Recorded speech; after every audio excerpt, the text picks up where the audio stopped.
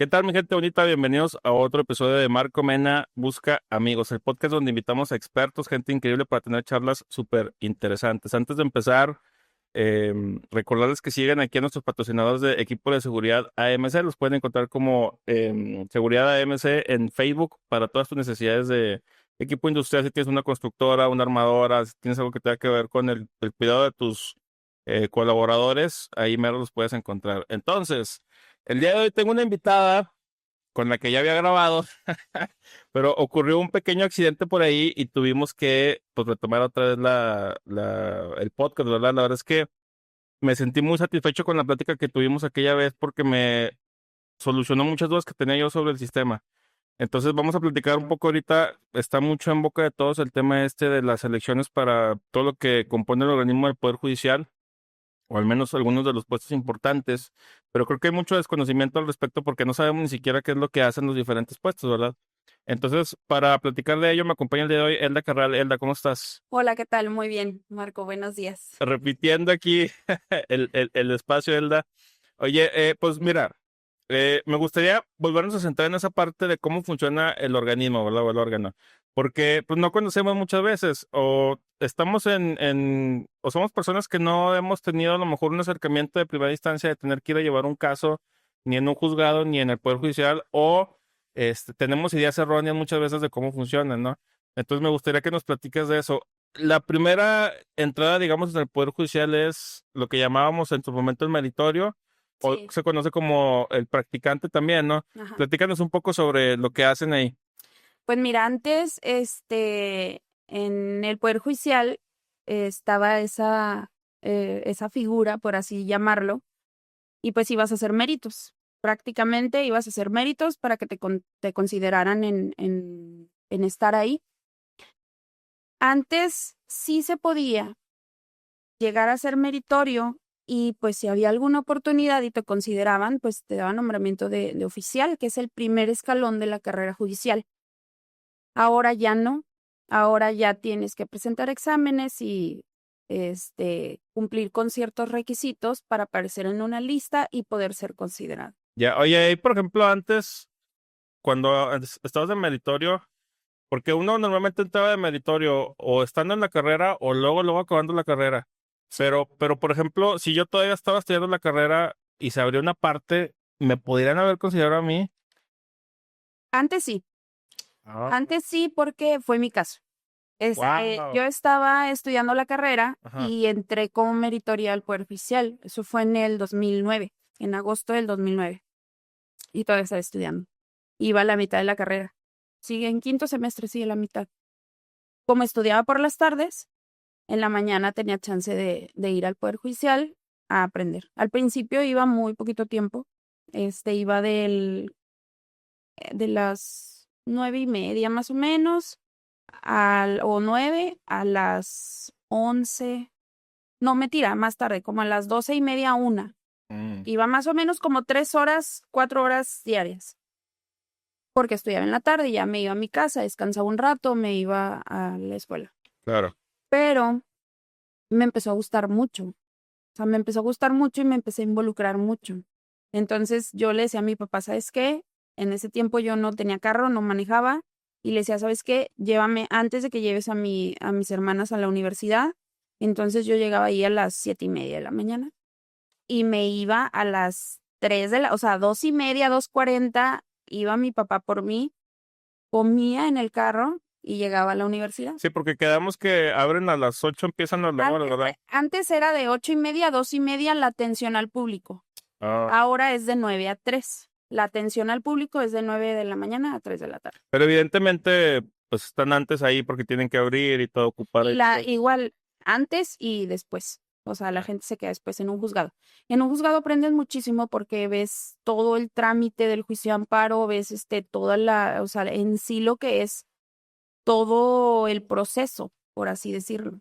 Sí. Y de meritorio, pues te ponen a hacer cosas administrativas, básicamente, que ayudes a entregar expedientes, que ayudes a coser notificaciones, a acomodar a lo mejor cosas de archivo, a sacar copias, en general. Es más o menos la práctica. Sí, pues te vas familiarizando con cómo se opera todo el Mm. sistema, ¿verdad?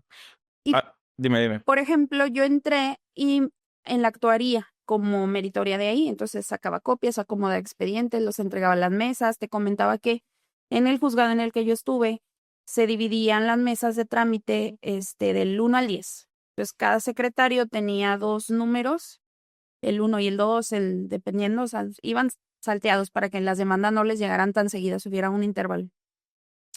Entonces, como oficial de la actuaría, en mi caso como meritoria de la actuaría, acomodábamos los expedientes por número, entregábamos las notificaciones a las mesas, apoyábamos en sacar copias, en imprimir los citatorios para los actuarios. Esas eran las funciones básicamente. Pero cada espacio, cada lugar tiene su función. Sí, claro. A ver, bueno, entonces, platicamos de los meritorios o practicantes. Algo que me puse a pensar mucho es que creo que se parece en muchos aspectos también a cuando estás estudiando la carrera de la normal, o sea, para irte a dar clases como profesor, también existía en su momento lo que era la carrera magisterial, donde a través de méritos también ibas subiendo y la preparación y eso te permite tener acceso a nuevos puestos y nuevas funciones, que muchas veces luego esas personas son los que se hacían cargo, por ejemplo, de escoger los planes curriculares, de ver si tenía que haber un cambio con el tipo de educación, las competencias y demás. Y me dije, ay, jole, pero por ejemplo ahí está, ahorita ya como hay una cantidad cada vez más grande de profesores, pues es cada vez más difícil entrar en esos puestos. ¿Acá es similar? Sí, o sea, sí, porque en realidad para que haya un lugar en el Poder Judicial, o sea, sí es, la gente no se mueve tan fácilmente, más si tienes a lo mejor una base, o sea, no, no hay tanto movimiento y tantas oportunidades. O sea, es relativo, en realidad es relativo. Puede que sí. En mi caso, cuando yo era meritoria y pues estaba ahí, llegaba bien temprano, me acuerdo mucho que la juez que estaba en ese entonces, ahora ya es magistrada en retiro, a ella le estoy muy agradecida, que fue la primera, la juez que me dio mi primera oportunidad para ser oficial. Y te digo, antes se podía sin yo haber concluido la carrera, porque no era un requisito para ser oficial, no era un requisito que fueras licenciado en Derecho. Ya. Entonces, a mí me dio la oportunidad y fue un día bien, ese día llegué temprano, estaba acomodando los expedientes en la actuaría, ella llegaba temprano, la entonces juez, y se asomó a la actuaría y me vio y me dijo, ven tantito, por favor. Entonces ya así como que, pues fui y dije, se le ofrece algo. O sea, a lo mejor como no ha llegado su secretaria particular, a lo mejor se le ofrece algo, voy a ir a traerle algo, no sé. Entonces me dijo, oye, fíjate que voy a tener un nombramiento de 7 días, me parece. Creo que eran 7 días. Antes sí se podía cubrir periodos cortos de tiempo. Ajá. Entonces era una incapacidad y me comentó, me dijo, dile a mi secretaria que te pase los requisitos y la documentación que tienes que traer, te la voy a dar a ti, te voy a considerarte. Entonces no sé si mi plus fue que me veía que llegaba temprano, que pues le echaba ganas, me veía movida, quería aprender de cualquier persona, o sea, que yo quería absorber, y en ese momento era una esponjita, yo quería absorber. Y me empezó a gustar mucho porque a la par en la escuela yo llevaba la materia de amparo. Ah. Entonces yo veía cosas en la teoría y luego iba allá, yo decía, esto lo vi. O sea, vi cómo se presenta la demanda, vi qué requisitos tiene la demanda. Entonces yo ojeaba ahí los expedientes y me empezó a gustar mucho. Y con esa oportunidad que me dio, fue como empecé a tener nombramientos, a cubrir incapacidades, licencias. O sea, entonces fue como me empecé a empapar muchísimo más ya con la responsabilidad de un oficial. Oye, algo que me llama la atención ahí, que no te pregunté la vez pasada, pero que ahorita se me está ocurriendo, es que, por ejemplo, cuando uno está estudiando la carrera, mucho de lo que te enseñan lo terminas aplicando en la práctica, pero también mucho de lo que te enseñan luego se va actualizando, se va modificando y va perdiendo, digamos, el vigor en ese momento. O sea, algo que ahorita es una ley, por decir, se puede reformar después y a lo mejor es completamente diferente o cambia Sí. ligeramente. Esa parte, ¿ustedes cómo la tratan? Lo que pasa es que en el derecho constantemente tienes que estar estudiando, o sea, nunca puedes dar por hecho que lo sabes todo. Sabes las bases de cómo es, por decir, el derecho civil, pero en el derecho, pues, las normas constantemente se van reformando, el tiempo va cambiando, las cuestiones del entorno social de cada ciudad, de cada estado es diferente. Entonces, atendiendo a cada necesidad de cada lugar, las normas se van adaptando. Entonces, también los abogados tienen que adaptarse, o sea, al cambio. Tienes constantemente estarnos actualizando porque no puedes tú aplicar una ley del 90 Ujú. a algún problema jurídico actual. Claro. Entonces es constante cambio y siempre tienes que estar buscando actualizarte, si Que no se supone que las leyes no actúan de manera retroactiva, ¿verdad? O sea, si algo se pasa ahorita, tiene efectos a partir de ahorita en sí, adelante. no lo puede, o sea, dependiendo de cada ley que se establezca, si puede aplicar o no la anterior, pero sí, efectivamente no se puede aplicar retroactivamente en perjuicio de ninguna persona. En prejuicio, Ujú. en beneficio quizá. Quizás, es que, por ejemplo, hay algunas leyes que en los transitorios, cuando hay alguna reforma y en los transitorios, por decir, cuando fue la reforma laboral, que todavía no tenían los juzgados, que todavía no tenían toda la infraestructura para brincar de la reforma como es actualmente el juicio laboral, se estableció en un transitorio que los juicios iniciados con anterioridad a la reforma se iban a seguir tramitando conforme a la ley anterior. Ah. Entonces depende de los transitorios de qué casos se aplican, cuáles no. Es como funciona, pero cada caso es distinto. Es distinto, ¿verdad? Así es. Y eso no, digo, es que a mí me gusta mucho, ¿cómo te diré? Y al final del episodio pasado, cuando lo grabamos, también te decía como que me gusta mucho filosofar o la parte esta de hipotizar de cómo sería. ¿No pasa también que, por ejemplo, tú que vas para cargo de magistrada, donde pues al final de cuentas toman como que la última decisión muchas veces de ciertas cosas que digas, ay, o sea, imagínate que esto lo hubiéramos visto bajo la óptica de X ley o X año, o sea, y como que la mente empieza a volar, ¿no? Pues es que sí cambia mucho el derecho. O sea, a lo mejor ahorita no pudiéramos ni siquiera pensar antes en cómo se resuelve ahorita con perspectiva de género, que ahorita es como que Mm.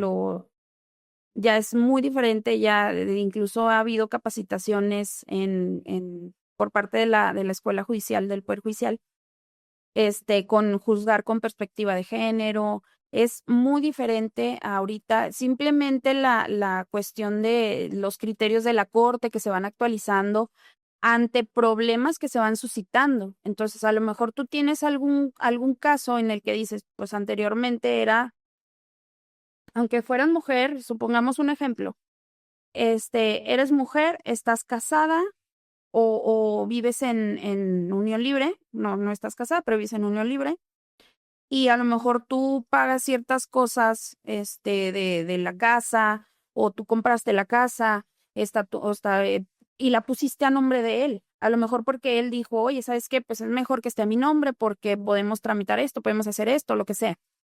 Y a lo mejor te separas y el hombre te quiere quitar la casa, entonces dice, pues está su nombre, no hay nada que te favorezca a ti como mujer.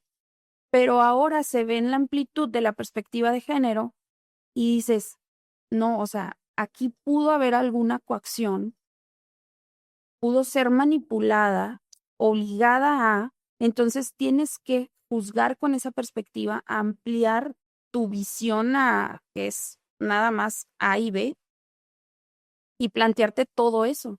O sea, si pudo haber violencia psicológica, violencia económica, del hombre hacia la mujer, o sea, es un tema Porque bastante incluso, amplio. es que eso está muy interesante, porque sí es cierto, incluso puede ser que a lo mejor no, o sea, vamos a hablar como que estaban en función, no estaban casados, estaban en unión libre, ¿verdad? Ajá. Pero empiezan compran la casa entre los dos, y empiezan y adquieren un vehículo y luego otro, y luego tienen, hay varias cositas y una cuenta de ahorros, como si estuvieran casados, pero al final de cuentas no están casados y un día a lo mejor no pasa alguno de estos detonantes que suenan a ver de una infidelidad o una cosa, sino que un día simplemente dicen, ¿sabes qué? Pues no está funcionando ya, cada quien para su lado.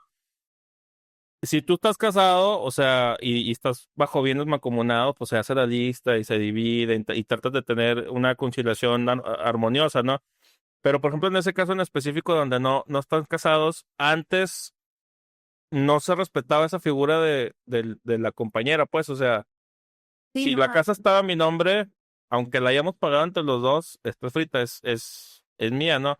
Ahora sí se le trata de dar esa importancia o ese peso de que, oye, espérate, a lo mejor sí está su nombre y a lo mejor no están casados, pero la compraron entre los dos.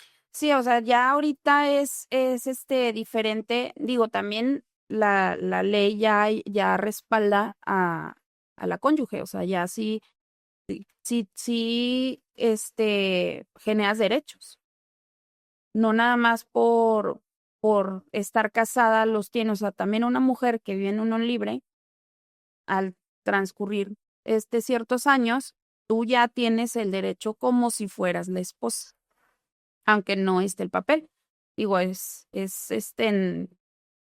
está la ley, La entonces ley. también tienen derechos. Y muchas veces las personas no saben o desconocen y dicen, pues, o sea, no estamos casados, no me corresponde nada, y en realidad sí. O sea, sí, digo, depende de cada caso, depende de cada particularidad, pero sí tienen derechos. Oye, ¿y ahí la gente se da cuenta o no se da cuenta? O sea, cuando hay este tipo de reformas, este tipo, me imagino que en medios se llega a mencionar por encimita, pero entonces ahí es donde entra la importancia de asesorarte bien con un abogado, ¿verdad? Que sí Sí, está claro. actualizado y sí le sepa. Sí, claro.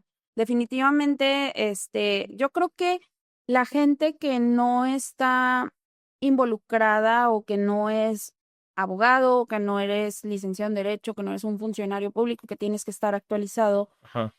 hasta que no tienen un problema es cuando realmente saben, o puedes tener un conocimiento, un panorama de cómo están las cosas. Oye, porque luego se vuelven expertos. Les pasa algo y ya andan de que se andan divorciando, ya se divorciaron 5 veces y ya les saben, le dicen a los Quieren amigos, divorciar a todos, hazle por aquí, hazle por allá. Sí. ¿sí? Oye, bueno, ya platicamos de la parte de los meritorios o practicantes hoy. Sigue luego entonces ya ahora sí como oficial de partes, ¿no?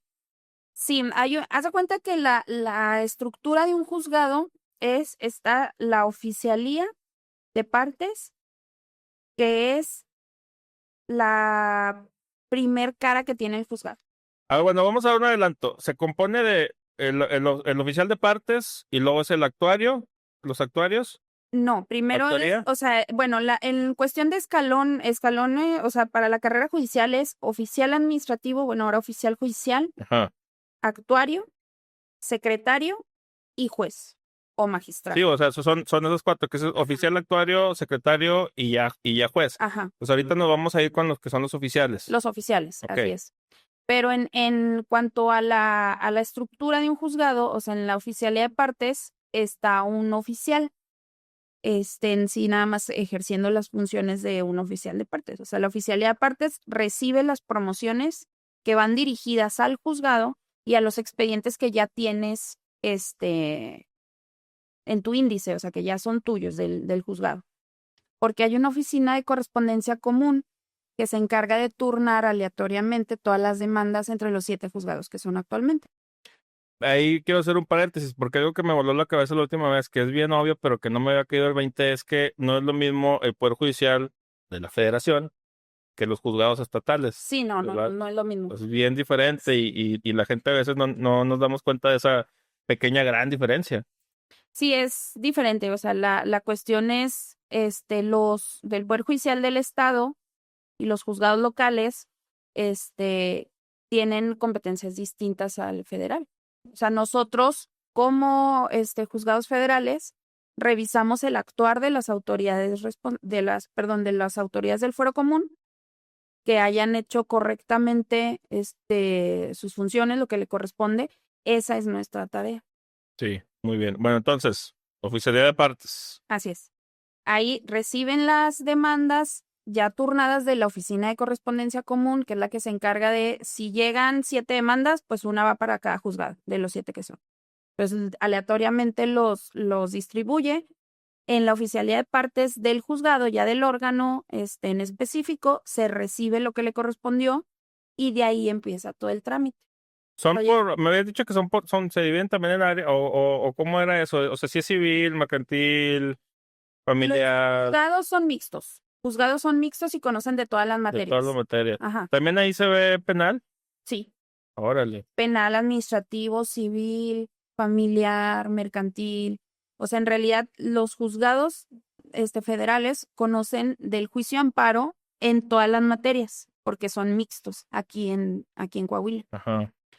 Y los tribunales colegiados, esos sí están especializados. Hay en penal y administrativa y civil y de trabajo. Entonces, ya cuando es alguna cuestión que deban conocer los colegiados, sí están especificados por materia, o sea, divididos por materia. Ok. Bueno, entonces ya al oficial ya divide, digamos, o segmenta cada promoción. ¿Qué sigue de ahí? De ahí, pasa a las mesas de trámite, quienes son los encargados de revisar la petición de las partes y darle contestación. Porque habíamos quedado que primero, antes de poderse emitir, digamos, tiene que estar bien estructurado, bien fundamentada la promoción. ¿La demanda? Sí. Sí. Ujú. Sí, o sea, Y si no dices, no, Nel, para atrás, hazla otra vez. sí, bueno, por decir, la demanda pueden ser tres acuerditos que le pueden recaer. O la admites, o la mandas prevenir, o aclarar, o la desechas, porque no procede.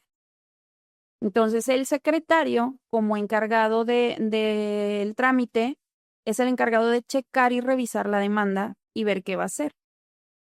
Entonces, el oficial es el encargado de hacer la cuestión, como te comentaba, hace el trabajo pesado. O sea, hace el trabajo pesado en el sentido de que se encarga de las cuestiones administrativas. Ahorita, como ya es un requisito ser licenciado en Derecho, tienes una responsabilidad más, no nada más es dime qué hago y yo lo hago. O sea, sí es como que tienes que ver tú, o sea, ya como abogado, Ajá. saber a lo mejor un poquito hay más el plus de yo puedo resolver a lo mejor qué quiere y qué le puedo contestar. Y obligación del secretario es revisarte que lo estés haciendo bien. Oye, me quedo pensando porque, por ejemplo, para poder practicar la abogacía o litigar, necesitas tener la cédula, o sea, Sí, estar graduado de la carrera de Derecho, ¿verdad? sí. Pero también existe el derecho de representarse a sí mismo. O sea, yo puedo, a lo mejor yo no quiero contratar a un abogado y a mí me cayó, alguien me demandó porque supuestamente le da una lana que yo alego que ya le pagué, y en lugar de yo contratar a alguien, yo me represento a mí mismo. O sea, ¿sí se puede hacer eso? Sí, sí se puede. Y no hay, ahí no hay inconvenientes, o sea, o qué pasaría. Pues no, o sea, si tú quieres representarte a ti mismo, si tú no quieres contratar a algún abogado y llevar tú el juicio, pues ahora sí que, pues es bajo tu responsabilidad. Si hay algún término que se te pasa, si hay alguna cuestión que no entiendas o que no, pues si no hay algún abogado que te lo explique o que te ayude a desahogar, ofrecer pruebas en cuanto a los términos y pues es bajo la responsabilidad. Y ahí no te Así es. echan la mano, porque eso que estamos diciendo de que cuando te llega la promoción, pues revisas más o menos. Si yo a lo mejor me estoy representando a mí mismo, no me dirían, oye, güey, ¿sabes qué? Aquí muévele porque te faltó llenar X cosa, por decir algo. No te van a decir qué hacer, pero, por ejemplo, si tú presentas una demanda, bueno, aquí en cuestión del amparo, si tú presentas una demanda que está mal, que no se entiende, que no señalaste a lo mejor correctamente las autoridades, que te faltaron requisitos, te la mandan a aclarar. Y tú tienes que desahogar dentro del término que establece la ley de amparo esa prevención para poder que le den trámite. Pero ahí, por ejemplo, cuando te mandan a aclarar, nada más te dicen, acláralo en general, o te dicen, necesitamos que lo aclares porque te falta, por decir, un fundamento. No tanto como fundamento, o sea, si en realidad no ponen un fundamento, no pasa nada. Pero si falta algo, si te dicen, oye, te faltó hacer esto, o te faltó esto, o dime bajo protesta decir verdad los antecedentes, o dime si es tu deseo señalar a esta autoridad porque yo advierto que pudiera tener participación. No te dicen cómo desahogarlo, obviamente, pero sí te dan una pauta de lo que te hizo falta. En cuanto a la demanda, si tú presentas una promoción después solicitando copias y si tú la presentas así tal cual, quiero copias de de todo el expediente, aunque no le pongas ningún fundamento, se acuerda con fundamento a lo que corresponda. Ya, o sea, pero entonces a uno como abogado o como representante uno mismo, ¿sí sirve o no sirve poner los fundamentos? O sea, vamos a suponer que yo pongo algo, pido X cosa, ¿verdad? Y no la fundamento. Pero a lo mejor ustedes saben que sí existe un fundamento. Entonces ustedes lo van a otorgar nada más porque ustedes saben. Sí, sí. Ok. Pero sí, por ejemplo, muchas de las veces que llegan personas que no tienen representación, no tienen un abogado, es más complicado poderles explicar o no, porque no le podemos decir haga esto, pida esto, solicite esto. Entonces lo remitimos a la Defensoría pública, que ahí no te cobran, te dan asesoría y en su caso es representación Oye, para llevar tu yo me caso. imagino que pues después de que tienes ya varios años trabajando, llegan más o menos, empieza uno a conocer al gremio, los abogados, y ya sabes que hay alguien que se especializa en amparos de X cosa y Mm. X cosa, y empiezas a ver en los expedientes los nombres de los abogados, ¿verdad? Y me imagino que hay abogados que pues se van haciendo famosos porque se especializan en eso. Pero ¿no te ha pasado o conoces algún caso de algún, así un ciudadano que pues se empezó a representar a sí mismo y dijo, ah, cabrón, es un crack, sí le supo y le fundamentó y le movió, le hizo aquí, le hizo allá? Sí, Ah, qué bien. sí, sí, y hay personas que, o sea, se me viene a la mente dos personas que no son abogados, pero tenían problema, con X cosa de, o sea, tenían un problema legal. Y ellos solos acudían, pero muchas veces sí decías de que, ay, o sea, ya decías, ay, o sea, ya viene este quejoso, porque digo, así se llama, ¿verdad? Quejoso, no Sí. porque la persona sea quejosa, es la figura como tal. Pero, porque en realidad era de que, pues, ya pasó la mosca, deja promuevo mi amparo. Entonces, ya van a hacer esto al lado de mi casa, deja promuevo mi amparo. Van a construir, deja promuevo mi amparo.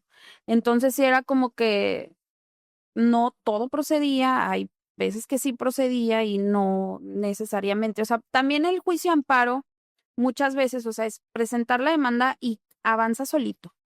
O sea, no tienes que estar tú pidiendo, requiérele la autoridad, hazle esto, no, o sea, avanza solito. Se admite la demanda, se requiere a la autoridad responsable que rinda su informe. Si no lo rinde, le requieres otra vez, o si le faltaron que te remitieran constancias, le requieres que remitan constancias. Se señala la fecha de la audiencia, se lleva a cabo la audiencia y se dicta la sentencia. O sea, el juicio de amparo camina solito. Bueno, porque precisamente cuando me explicabas esa parte de la diferencia entre estatal y federal, era que creo que me das el ejemplo de mercantil, no me acuerdo si era eso, que había abogados que allá promovían el caso, se tardaban un chorro y luego se dieron cuenta que lo podían promover acá también y avanzaba mucho más Sí, express. sí, sí, sí, porque en el fuero común, o sea, en los juzgados mercantiles, aparte que también tenían muchísimo trabajo, sí era como de que, pues, si tú no me lo pides, o sea, bueno, acá, o sea, conforme va la ley, o sea, acá también esa petición de parte lo tienes que hacer, pero, por ejemplo, aquí avanzaba de que si había una notificación, pues el actuario va y hace su trabajo, hace su chamba y notifica, y acá era como que, pues, acompáñame, vamos o si te interesaba, pues era como que estar ahí, ahí, ahí, ahí. Entonces, por eso empezó como que a migrar todo lo mercantil al Poder Ya. Judicial. Empezó a crecer mucho las demandas que presentaban. Y te comentaba que antes, cuando yo empecé o sea, que ya era oficial, estuve un tiempo en sección penal, como aproximadamente 8 meses, y luego me cambian a civil y mercantil, o sea, a la sección civil. Yo no sabía nada, o sea, real no sabía, no había formatos porque te digo, antes eran mínima la cantidad que llegaba al año de asuntos civiles. Había, por decirte, yo entré en el 2009 de meritoria, en el 2010 aprox, me acuerdo, que había como 50 expedientes, 55 a 60 en el año. Wow. O sea, eran muy pocos los asuntos civiles que llegaban a un juzgado de distrito. aproximadamente. Después empezaron a promover mucho, mucho, mucho, mucho y empezó a crecer. En el 2011 ya había 150, o 200, o sea, ya empezaba a subir la cantidad de asuntos. Y antes, digo, no había formatos, no había nada. Yo agarraba así mi código de comercio y decía, pues me está pidiendo esto y el artículo dice esto, pues empezamos a hacer nuestros machotes, como comúnmente se conoce, de que cuando es una admisión para mercantil, ejecutivo mercantil, cuando es ordinario civil. Entonces empezamos como que a dividir y a hacer los formatitos. Esa parte me tocó a mí y la verdad me sirvió muchísimo porque de ahí aprendí la materia civil, que es como que ha sido mi materia, en donde me muevo como pez en el agua. Y fue gracias a eso, o sea, que empecé desde cero a estudiar y ver, pues, o sea, me promovían algo y yo decía, pues, ¿esto qué onda? Pues, a ver el código, a ver criterios, a ver qué se hace, qué se puede hacer. Y fue como fue aprendiendo. En ese entonces, yo ya tenía base de oficial. Entonces, te comento que en ese juzgado donde yo estuve, estaban divididos la mesa de trámite en eran 5 secretarios y cada secretario llevaba 2 números. Pero los civiles, pues igual, o sea, si te tocaba la mesa 1 y la mesa 4, pues también llevabas los asuntos de la mesa 1 y de la mesa 4 de civil. Entonces a mí me firmaban los 5 secretarios. Entonces prácticamente yo tenía 5 jefes. Entonces sí era como que pues empezaron a ver que pues no les pasaba cualquier cosa, que sí les pasaban los acuerdos pues fundamentados, bien hechos, y empezaron a aventarme como que esa confianza, me empezaron a dar esa confianza de decir, te llegó esto, o sea, yo sé que lo vas a hacer bien, o sea, tú hazlo. Entonces eso me sirvió mucho. Y en ese entonces mi jefe directo, que estábamos en una oficina, que después fue juez, y él fue el que me invitó a ser secretaria, parte de su equipo de trabajo, que le mando un saludo, lo estimo muchísimo de él, aprendí muchísimo, es una persona muy inteligente, muy capaz. Él me enseñó, chécate esto, tienes que ver esto, fue como que el empujoncito aviéntate, o sea, Oye, puedes. ahí hay un paréntesis, porque te quiero preguntar otra cosa, pero se corría también el rumor o el mito de que luego los secretarios o los jueces eran medio especialones, ¿no? O sea, como los médicos de antes, viejitos que tenían a los residentes bajo su cargo y los trataban medio malón, pero pues para que aprendieran. Pues fíjate que a mí no me tocó, este, los tiempos, sí me tocó, o sea, me platicaban mis compañeros de que es que antes estábamos aquí, o sea, todo el día y nos revisaban la firma bien tarde y pues teníamos que estar ahí, esperando y había mucho trabajo. Bueno, pues antes había creo que nada más 2 juzgados, ahorita ya hay 7. Cuando yo entré había 4.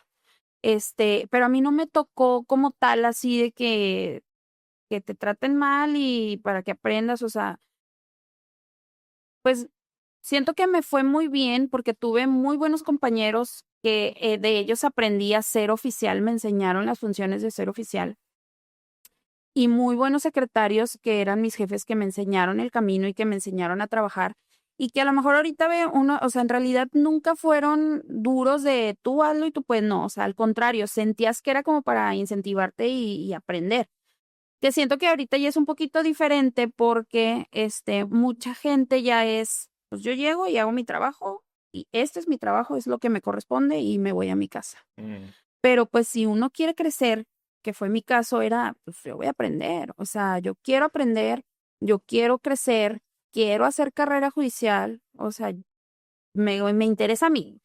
Entonces sí era como de que, pues yo me pegaba y a ver cómo haces esto, y que enséñame, enséñame, fui aprendiendo. Entonces, pues son herramientas que nos dan dentro del Poder Judicial para aprender y subir y no quedarte estancado en el mismo lugar. Oye, ahorita me gustaría que me platiques cuál es la diferencia entre lo civil y lo mercantil. O sea, ¿es nada más el número de lo que se está peleando o si hay diferentes variaciones? Sí, son cuestiones diferentes. O sea, lo mercantil son cuestiones que tienen que ver con actos de comercio. Y hay un artículo en el Código de Comercio que te dice, son, o sea, cuestiones mercantiles tales y una lista, contratos, los documentos que traen la pareja de ejecución, pagarés. Si es, la procedencia es distinta, o sea, porque se establece en el código como tal. O sea, pero eso es lo que separa, porque por ejemplo un pagaré, yo me acordaba que, o sea, por ejemplo, si fuera un pagaré de 5,000, 10,000 pesos, sería civil, pero si fuera, creo que Es mercantil. es mercantil. Es mercantil, totalmente mercantil por el documento, por el pagaré. O sea, ya si tú tienes un pagaré, lo hace mercantil. Ah, o sea, el hecho, no es el hecho de que te deba dinero, es el hecho de que ya está el Por el instrumento. tipo de documento. Mm. Por el tipo de documento es lo que lo hace mercantil. O sea, y a diferencia de un juicio civil, ordinario civil, a lo mejor es una, cuestión, un contrato diferente. A lo mejor de confianza me prestaste 5,000 pesos y luego ya no te los pago y me pudieras demandar. A lo mejor 5,000 pesos es muy poquito, ¿verdad? O sea, Pero bueno, ahorita a lo mejor la cuestión de tu duda es no tanto la materia civil o mercantil, sino que más bien, por decir, el mercantil sí varía de acuerdo a la cuantía. O sea, pero sigue siendo la misma materia, pero cambia el tipo de juicio. O sea, por decir ahorita, los orales mercantiles es los de lo que abarque hasta cierta cantidad. Los ordinarios mercantiles de tal cantidad a tal cantidad. O sea, ahí sí varía. Los ejecutivos es siempre un pagaré. La vía ejecutiva es siempre que tengas un pagaré. Va a ser la vía ejecutiva. Y varía de acuerdo a la cantidad. ¿Y en lo civil qué tanto se ve? ¿Cuál es su extensión o su alcance? En lo civil abarca mucho, por decir, la cuestión de bienes. Me refiero por ejemplo, ¿cómo te podría poner un ejemplo de ordinario civil? Se ven, Porque pues también en civil también hay cuestiones monetarias, ¿no? sí, pero por decir es más del lado ¿cómo te lo puedo explicar? Pues que no son actos de comercio, vaya. O sea, este, alguna cuestión de, Pues, o sea, ese puede ser el ejemplo, ¿no? De un préstamo de confianza. es que si es la acción de pago y es un préstamo, este, es la vía mercantil. Pero me refiero a un préstamo no de que vaya al banco, sino un préstamo que tú eres mi amiga y te digo, préstame 10,000 pesos. Ah, ya, o sea, no como tal como un contrato. Sí, no, no un contrato, sino que es de confianza, donde a lo mejor eres o mi familiar, o eres mi amigo, mi conocido, o eres mi conocido empresario que veo que le va bien y un día nos conocemos y hacemos sinergia y te digo, préstame 50,000 pesos, te los pago en X tiempo, me los prestas de confianza y luego ya no te los pago, pero No, también es mercantil, ¿es fíjate. mercantil? Porque ahí si tú no tienes ningún documento, hay un tipo de juicio que se llama medios preparatorios a juicio.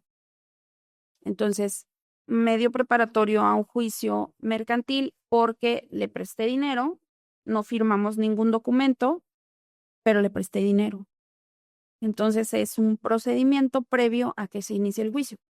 Entonces, tú le mandas a la persona y la persona comparece a contestar unas preguntas y si dice, pues sí, sí me prestó. O sea, ese juicio, esos medios preparatorios hacen como si fuera tu documento para poder demandarlo. O sea, esta confesión de esa deuda. Es el famoso este que dices, juras bajo protesta, ¿se llama así? Sí, bueno, eso, si tú eres, Sí, ¿verdad? te designan como testigo o tú promueves un juicio y tienes que ir a absolver posiciones y demás, sí hay una protesta de conducirse con verdad. Entonces, si tienes que conducirte con verdad, te pueden, bajo las penas en que incurren los falsos declarantes, que es pena, o sea, multa, incluso, privativa de libertad. Y que eso es lo que platicamos, ahorita te lo voy a volver a preguntar del desacato famoso. Sí.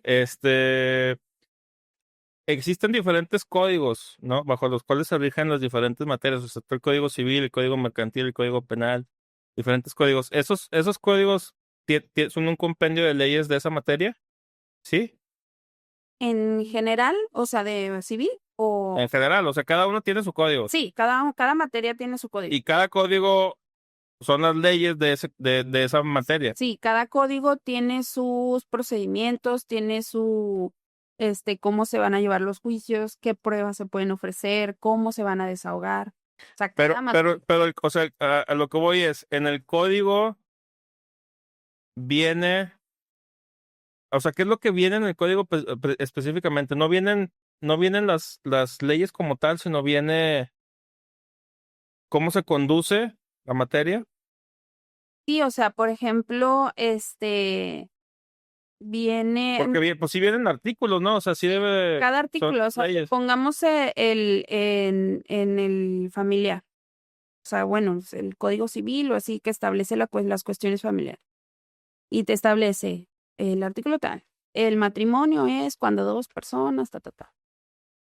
O sea, todas las figuras de civiles, del Estado civil, de Coahuila. Y luego viene también el proceso, o sea, hay un código en donde te vienen todos como que ¿cómo te diré? O sea, los significados las figuras del código. Y hay un código de procedimientos que te dice cómo hacer el juicio. O sea, ¿sí me explico? Sí, O sea, por decir, el código de procedimientos viene, cómo se va a presentar la demanda, los términos, en cuántos días, qué tienes que ofrecer, o sea, la prescripción y todo eso todo, viene. ajá, Ok, todo. sí, sí entiendo. Muy Ujú. bien. Bueno, ya, eso me queda un poco más claro. Entonces, vámonos a regresar al Poder Judicial. Este, antes del secretario, o no sé, bueno, no sé, entonces el secretario ahí mete mano, ya dice qué onda, el actuario, ¿cómo figura ahí?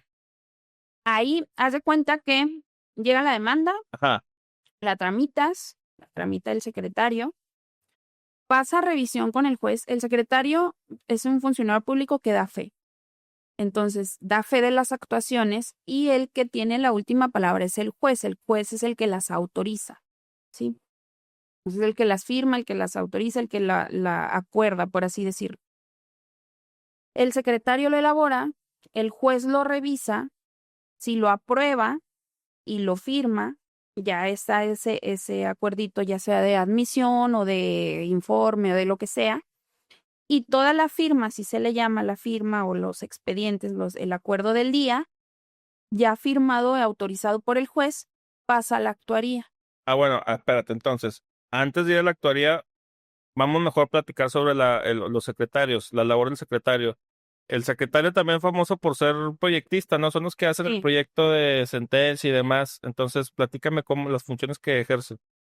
O sea, el secretario es el encargado y su responsabilidad es llevar el trámite, y resolver los asuntos, elaborar el proyecto de resolución que pasa a revisión del juez y el juez a su vez lo autoriza. Entonces, el secretario, la obligación es prácticamente esa, que a lo mejor dicen, "Ay, pues nada más hace eso, ¿verdad?". Pero sí es una Ah, suena friega. responsabilidad y es bastante el trabajo que tienen en los juzgados, más en los juzgados que están divididos, o su organización es como tal que el secretario lleve el trámite y las resoluciones. Cada juez puede organizar su juzgado como mejor sienta que va a funcionar su órgano jurisdiccional. O sea, hay jueces que tienen secretarios que solo ven trámite y secretarios que solo hacen proyectos. Ah. Entonces, a mí, por ejemplo, me tocó estar en juzgados en el que el secretario, ya como secretaria, el secretario era quien llevaba el trámite y resolvía sus propios asuntos. Porque también cada secretario tiene su forma de trabajar y a lo mejor te llegaba un asunto en el que decías, híjole, a lo mejor yo hubiera requerido esta constancia o yo lo hubiera visto por acá o encaminado el trámite de cierta manera.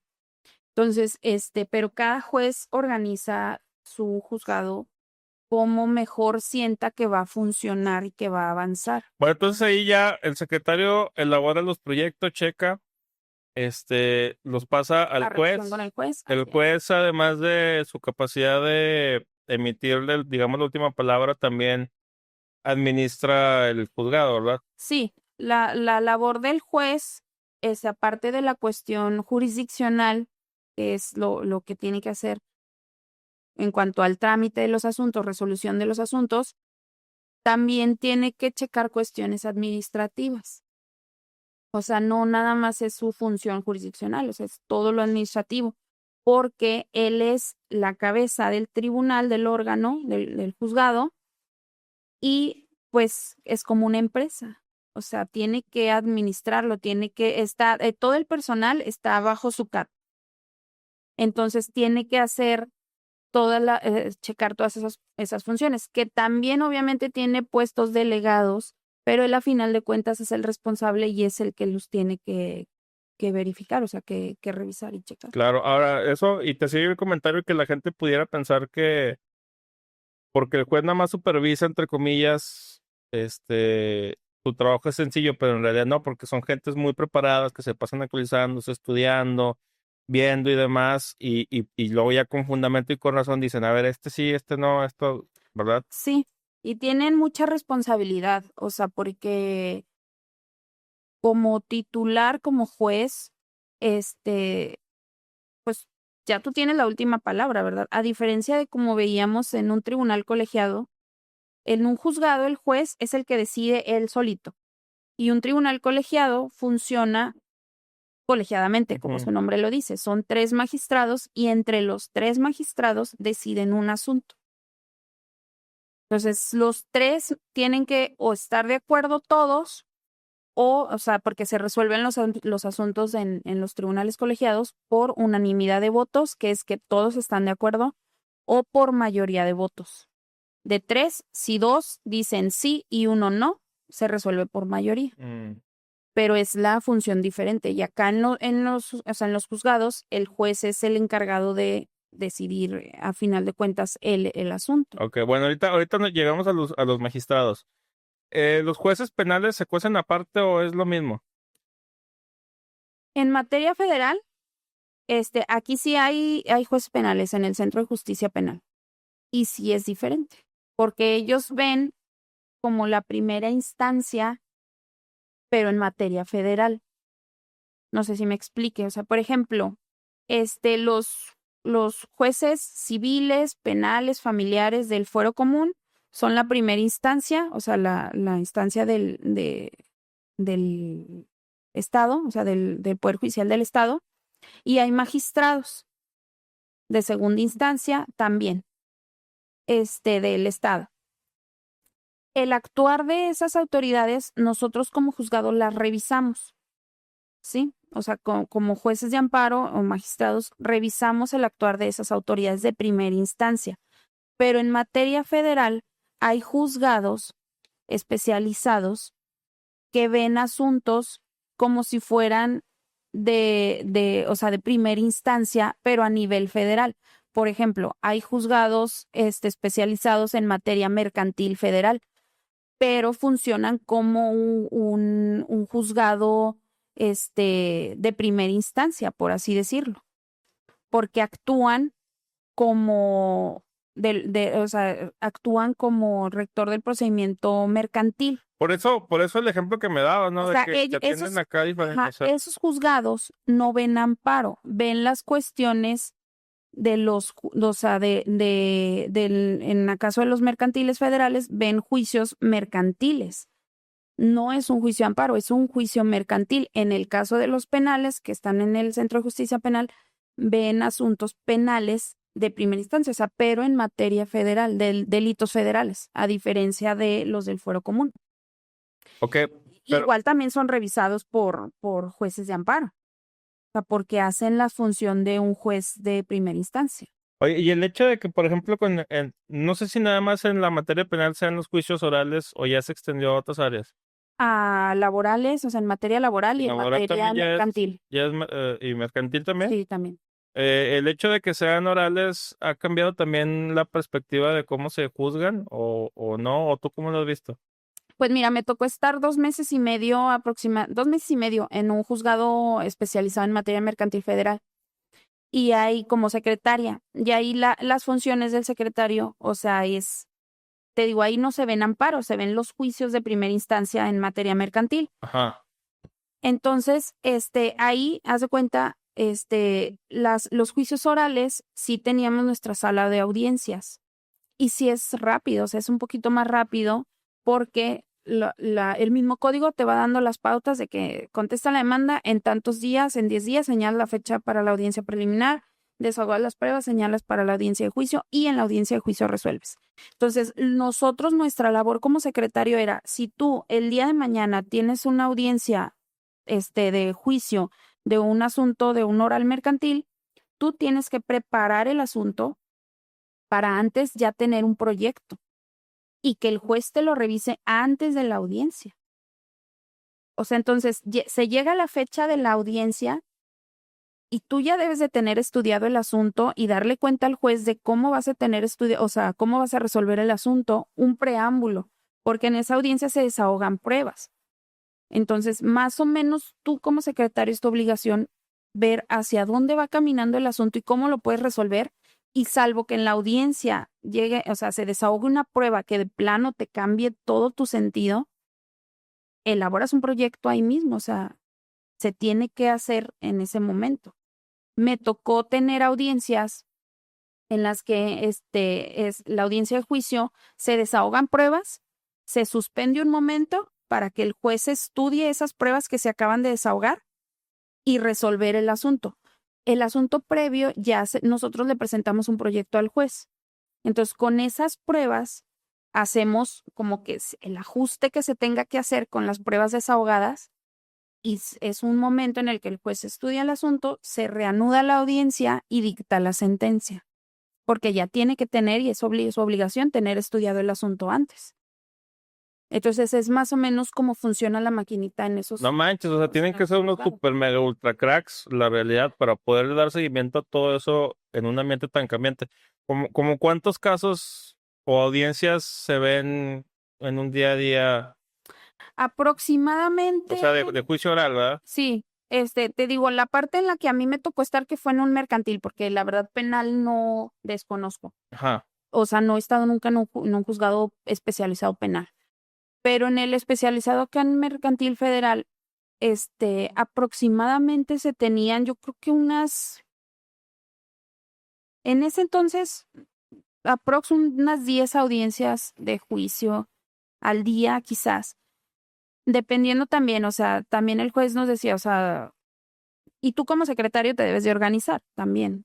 O sea, no puedes decir, la pongo a tal fecha, o sea, se ve la agenda y por eso mucha gente y que quizás no comprende decir, es que ¿por qué me señalaron la fecha hasta ese día? O sea, es porque no nada más se ve ese asunto, o sea, hay muchos asuntos y tienes audiencias preliminares, audiencias de juicio, continuación de la audiencia de juicio, o sea, es varias, o sea, no, y tú como secretario debes de organizarte y ver, no me voy a poner 3 audiencias un mismo día porque va a ser imposible que las resuelvas todas, o sea, entonces tienes que ver la audiencia preliminar, pues ahí ya es como una depuración del procedimiento y luego hay una audiencia de juicio donde se admiten todas las pruebas, se desahogan las pruebas y hay una continuación de juicio en donde ya se ve todo, o sea, Wow. la resolución. Entonces sí es cuestión también administrativa y saberte organizar, porque si como juez o como titular no te organizas, te come el trabajo. O sea, no puedes tú decir, no, señálenmela todas aquí. O sea, no podrías, humanamente sería imposible resolver tantos asuntos en un día. Entonces es por eso que, bueno, a lo mejor tres el lunes, otras 3 el martes, entonces vas como, y no del mismo secretario, quizás porque pues también el secretario se va a saturar de trabajo Claro. y pues se le va a venir la bolita ahí encima. Sí, pues tienes que ir sabiendo diferir, ¿verdad? Ujú. Los casos y los audiencias. Sí. Muy bien. Bueno, me queda más claro. Volvemos a la parte del poder. Entonces, bueno, el juez ya firmó, pasa ahora sí a manos del actuario. ¿Qué hace el actuario?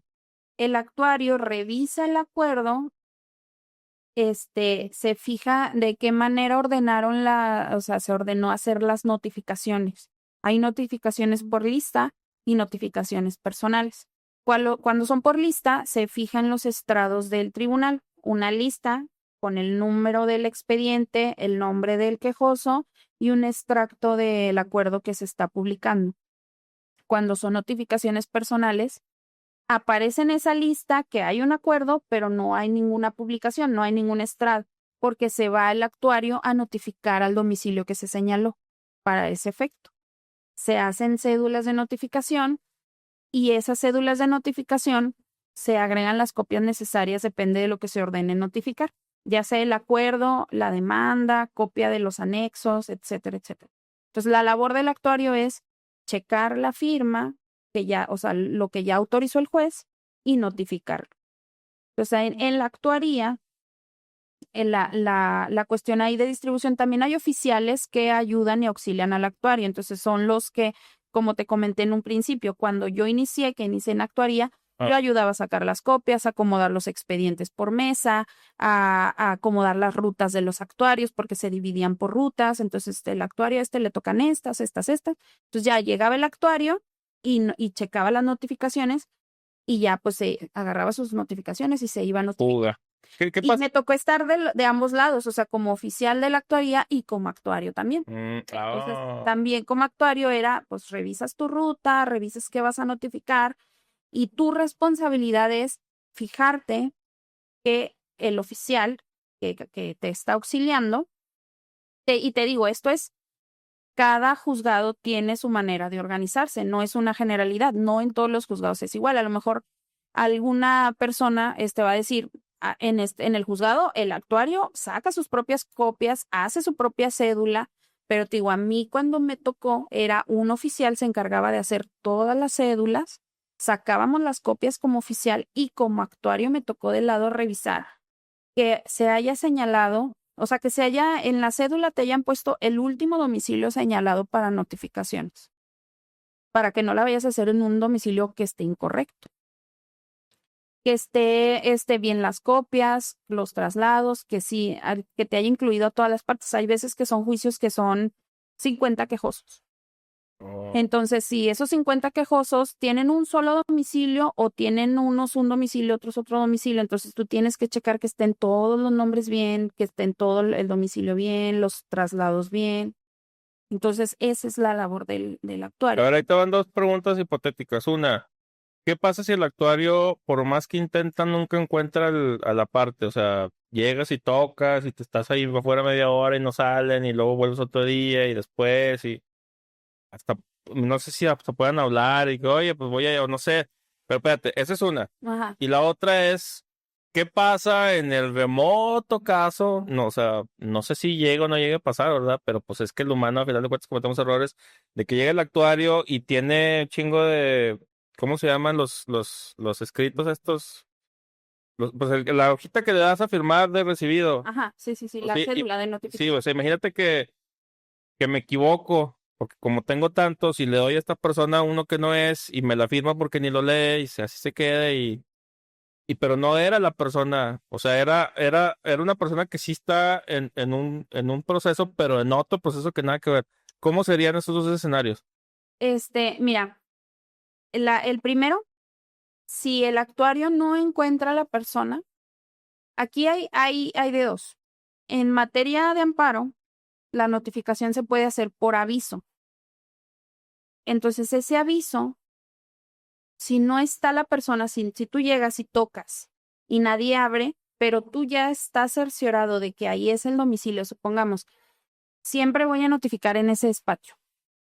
Y pues es una oficina y está equipada como oficina, es ocupada, tú ya has notificado ahí anteriormente ese asunto, pues esta vez no hubo nadie, tocaste y no salió y lo dejas por aviso. En ese aviso, se dice, acude, o sea, hay una notificación de este asunto, acude al juzgado a notificarte. Si no acudes dentro del término de 3 días, se va a notificar por lista. Ah, o sea, pero tú me dejas a mí ahí en la puerta de mi casa Sí, o de la fijado. oficina. O ahí o sea, por abajo de la puerta o fijado ahí en la puerta. Ah, Aquí así se le pone, de hecho, fijado en la puerta. Entonces, tú como actuario, normalmente en la práctica le dejas el aviso con la copia de lo que le vas a notificar. Entonces, el abogado o la persona que recibe esa notificación normalmente ya no va al juzgado y esa notificación se hace por lista después del término establecido en la ley. Entonces ya tú haces así la manera de la notificación. Si tú llegas y tocas y sale la persona y te dice, ¿sabes qué? Aquí ya no vive o ya no vamos a recibir notificaciones de ese asunto. Entonces el actuario hace una razón actuarial, una constancia actuarial, en la que dice, o en el otro caso de que nadie te abrió. Supongamos que tú vas a notificar y nadie te abre, pero tú no conoces el domicilio, no sabes si ahí es. Entonces tú haces una razón como actuario y decir, me constituí en tal día, tales horas, en el domicilio ubicado en tal, estaba sobre la calle tal y bla, bla, bla, toqué a la puerta por un espacio de X minutos, nadie atendió a mi llamado, entonces estoy imposibilitado para hacer la notificación. Entonces, esa razón actuarial se la dan al secretario y el secretario la acuerda. Oye, pues no pudimos notificar al tercero interesado. Señálame otro domicilio, si lo sabes. Entonces es ahí como que para lograr hacer la notificación. Porque a lo mejor me vienen a notificar a un domicilio que yo rentaba la casa y pues, la dejé de rentar porque me Ándale, cambié y... exacto, es el caso claro. O sea, que tú de repente aquí llegan y te tocan y, oye, vamos a notificar a fulanito de tal. No, es que sabes que yo renté la casa y quizás vivía antes aquí, pero ya no. Entonces, eso el actuario lo asienta. Pues sabes que me atendió Marco y me dijo que él es nuevo inquilino y que anteriormente desconoce si vivía aquí o no la persona, pero aquí no vive. Entonces, eso se asienta, el actuario lo hace. Pero ahí, y antes de responder la otra pregunta, o sea, si nunca jamás dan con mi paradero, por la razón que tú quieras, ¿qué pasa con ese caso? O sea, ¿está en stand-by o sigue o...? No, o sea, supongamos, en el caso del tercero interesado, el paso número 1 es ir a buscarlo el domicilio que te señaló el quejoso. No lo encontraron. Entonces, es lo que comentábamos, de que o sea, esa notificación, el emplazamiento, es la más importante y tiene que ser personal. Ya han cambiado lo que me comentabas por teléfono, si pueden hablar, etcétera, etcétera. O sea, sí, ya a raíz de la pandemia que se implementó más como que los medios electrónicos, el juicio de amparo en línea, entonces ya se puede notificar en línea a los abogados sin necesidad de ir y se genera la constancia de notificación en línea, ya va avanzando, van cambiando, pero el emplazamiento, ese sí tiene que ser personal, sí o sí. Entonces, si tú no encuentras al tercero interesado, haces una razón, requieres al quejoso para que te señale otro domicilio si lo conoce. Pues sabes que en este lugar. Entonces tú mandas al actuario como juez. ¿Sabes qué? Ve actuario y constitúyete en este nuevo domicilio. Entonces va el actuario. Y si tampoco, haces otra vez tu razón. Entonces ahí se hace una búsqueda del domicilio. El juez tiene la facultad para girar oficios a diversas dependencias para localizar y que te proporcionen algún domicilio de esa persona. Me imagino que antes eso era mucho más complicado, ¿no? Pero pues ahorita a lo mejor buscas Marco Mena y van a salir un chorro de publicaciones en Pues el sí, Face. sí, pudiera ser más público, pero en realidad no puedes, o sea, tú como quejoso a lo mejor si te requieren, oye, no lo encontré. Entonces, pues déjame busco en internet, me parece pues a ver si es. Entonces lo mandan, y si el actuario dice no, no es, entonces te digo, giran oficio a dependencias, a, ¿cómo se llama? A CIMAS, a comisión, a teléfono A ver si sale algún... público, Porque yo me acuerdo que mi mamá llegó a tener casos de gente que nunca los encontraban y luego resultaba que se habían ido a vivir a otro lado, otro estado, otra ciudad y se les estaba en chino porque no sabías ni con quién estaba trabajando, ni nada. Y estamos hablando en tiempos muchísimo antes de redes sociales, donde Sí, ni el teléfono estaba seguro si era, o sea, los celulares apenas estaban empezando, entonces era teléfono de casa nada más y todo un rollo nada más para encontrar una persona que es parte de un procedimiento y que pues no sabe dónde está. sí, y por ejemplo, te digo, ahí en ese caso, si te señalaban un domicilio, oye, ¿sabes qué? Pues creo que se fue a la Ciudad de México. También hay o sea, lo mandas a notificar por medio de un exhorto, así se le llama, El exhorto. exhorto. Entonces, ese exhorto lo diriges a un juzgado de México y en México, en auxilio de las labores de aquí, ordena a su actuario a que vaya en la búsqueda de ese domicilio. Y te digo, si no se encuentra aún así, si ya te dieron cumplimiento a lo mejor en cimas, en comisión, pues me aparece este domicilio, entonces tú como juez debes de checar, no, pues es al que ya mandamos y no es.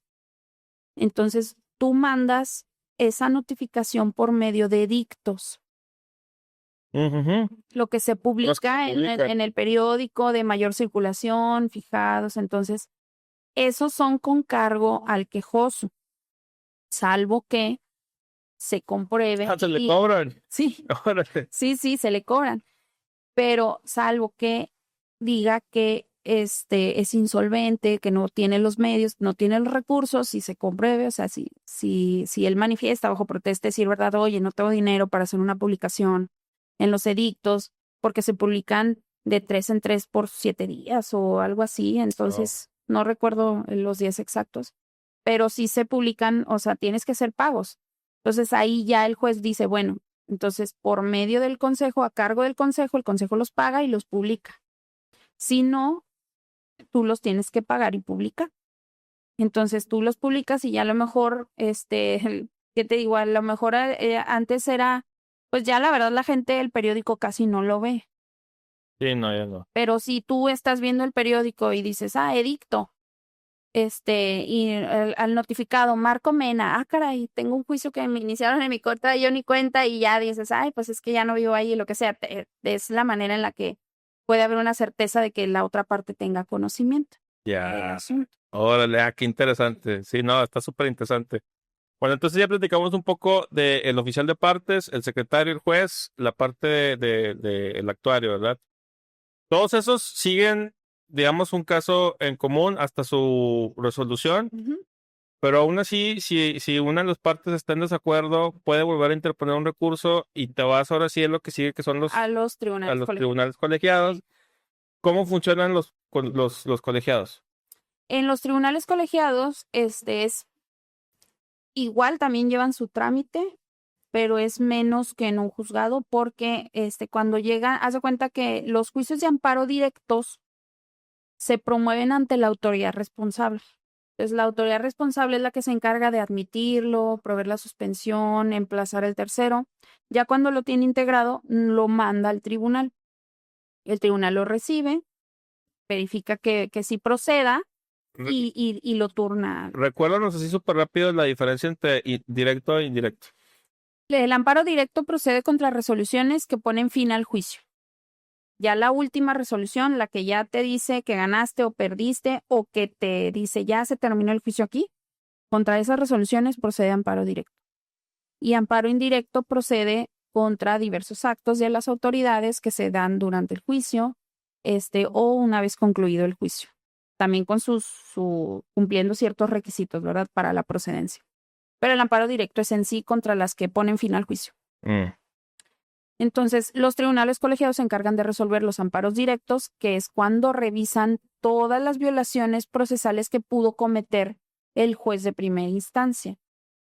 Y en caso de los recursos de revisión, revisan lo que los jueces resuelven y también revisan todo el procedimiento de que realiza en el juicio de amparo el juez de distrito a través del recurso de revisión. O sea que si hubo una violación,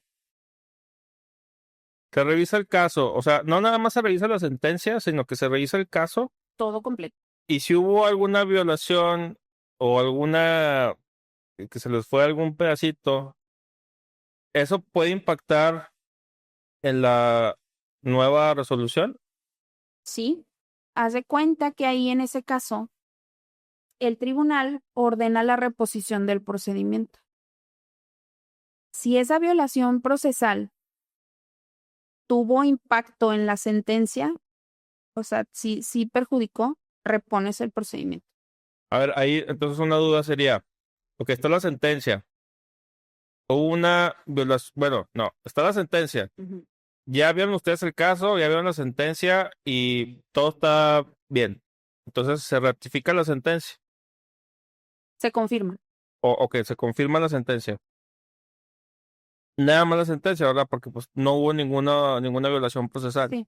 Pero si hubiera una violación procesal en en cualquier momento de, de- del caso, digamos, no nada más se manda a, digamos, modificar la sentencia, sino que se vuelve a hacer todo el procedimiento desde cero. Sí, haz de cuenta que eso es reponer el procedimiento. Supongamos que este es un juicio ejecutivo mercantil y se dicta la sentencia, o sea, se lleva el caso, o sea, se lleva todo el procedimiento, se desahogan pruebas, todo. Se dicta la sentencia y en la sentencia tú te das cuenta que, o bueno, supongamos que si te notificaron bien y tú estás de acuerdo, ofreciste tus pruebas y tú dijiste, ¿sabes qué? Yo no firmé el documento, yo no firmé el pagaré y ofreces tu pericial. Entonces la pericial te dicen, no, no te la admito porque no cumpliste los requisitos del código. Entonces no tuviste tu oportunidad de probar que no era tu firma. Entonces se va, tú agota en contra de ese acuerdo, promueves el recurso ordinario correspondiente, te resuelven y te dicen, no, pues sí está bien desechado. Entonces en la sentencia, tú cuando impugnas, obviamente si la sentencia te perjudica, tú promueves tu amparo directo en contra de esa sentencia, pero haces valer como violación procesal que te desecharon esa prueba. Entonces, si te desechan esa esa pericial, sí tiene trascendencia al resultado del fallo. ¿Por qué? Porque tú con eso dices, oye, pues yo con eso iba a probar que yo firmo así y no en mi firma. Entonces el tribunal, el tribunal colegiado analiza esa violación procesal y si se da cuenta que efectivamente está mal desechada, oye, cumplió con todos los requisitos, se designó su perito, las preguntas, todo, entonces repone el procedimiento para ordenarle al juez que admita la prueba, si lo considera pertinente, ¿verdad? Entonces se deja sin efectos la sentencia definitiva y se repone el procedimiento hasta ese punto. Entonces ahí va para atrás todo y vuelve a empezar el juicio desde ahí. Entonces el juez, en cumplimiento de ese amparo, tiene que admitir la pericial y ya desahogarla conforme se tiene que desahogar. Y ya sea que aún así desahogada la pericial te diga, no, ¿sabes qué? Pusiera tu firma. O sea, todos los peritos que vinieron y dijeron si era dijeron que si así firmabas tú, que si era tu firma, y de todas maneras te condenan. Contra esa nueva sentencia, promueves tu amparo directo otra vez. Ahora, Ya nada más atacando la pura sentencia, a menos que consideres que haya alguna otra violación ¿y del y camino. cuántas veces puedes hacer eso? ¿Cuántas veces te puedes amparar de manera directa contra una sentencia? Pues en este caso, si se repone el procedimiento y se dicta sentencia y vuelves a promover amparo directo con esa sentencia y hay otra violación y vuelven a reponer el procedimiento, tantas veces repongan el procedimiento y haya una nueva resolución, todas esas veces puedes impugnar la sentencia en amparo directo. Siempre y cuando haya una violación procesal. Así es, porque si tú promueves un amparo directo contra una sentencia definitiva, y el amparo te lo niegan, esa sentencia ya queda firme, ya no lo vuelvas a poder impugnar. Esa sentencia ya quedó firme. Yeah. O sea, salvo que se reponga y a lo mejor en esa reposición, por ejemplo, en ese ejemplo que pusimos, se repuso el procedimiento para que te admitieran la prueba y resulta que sí, que efectivamente no es tu firma.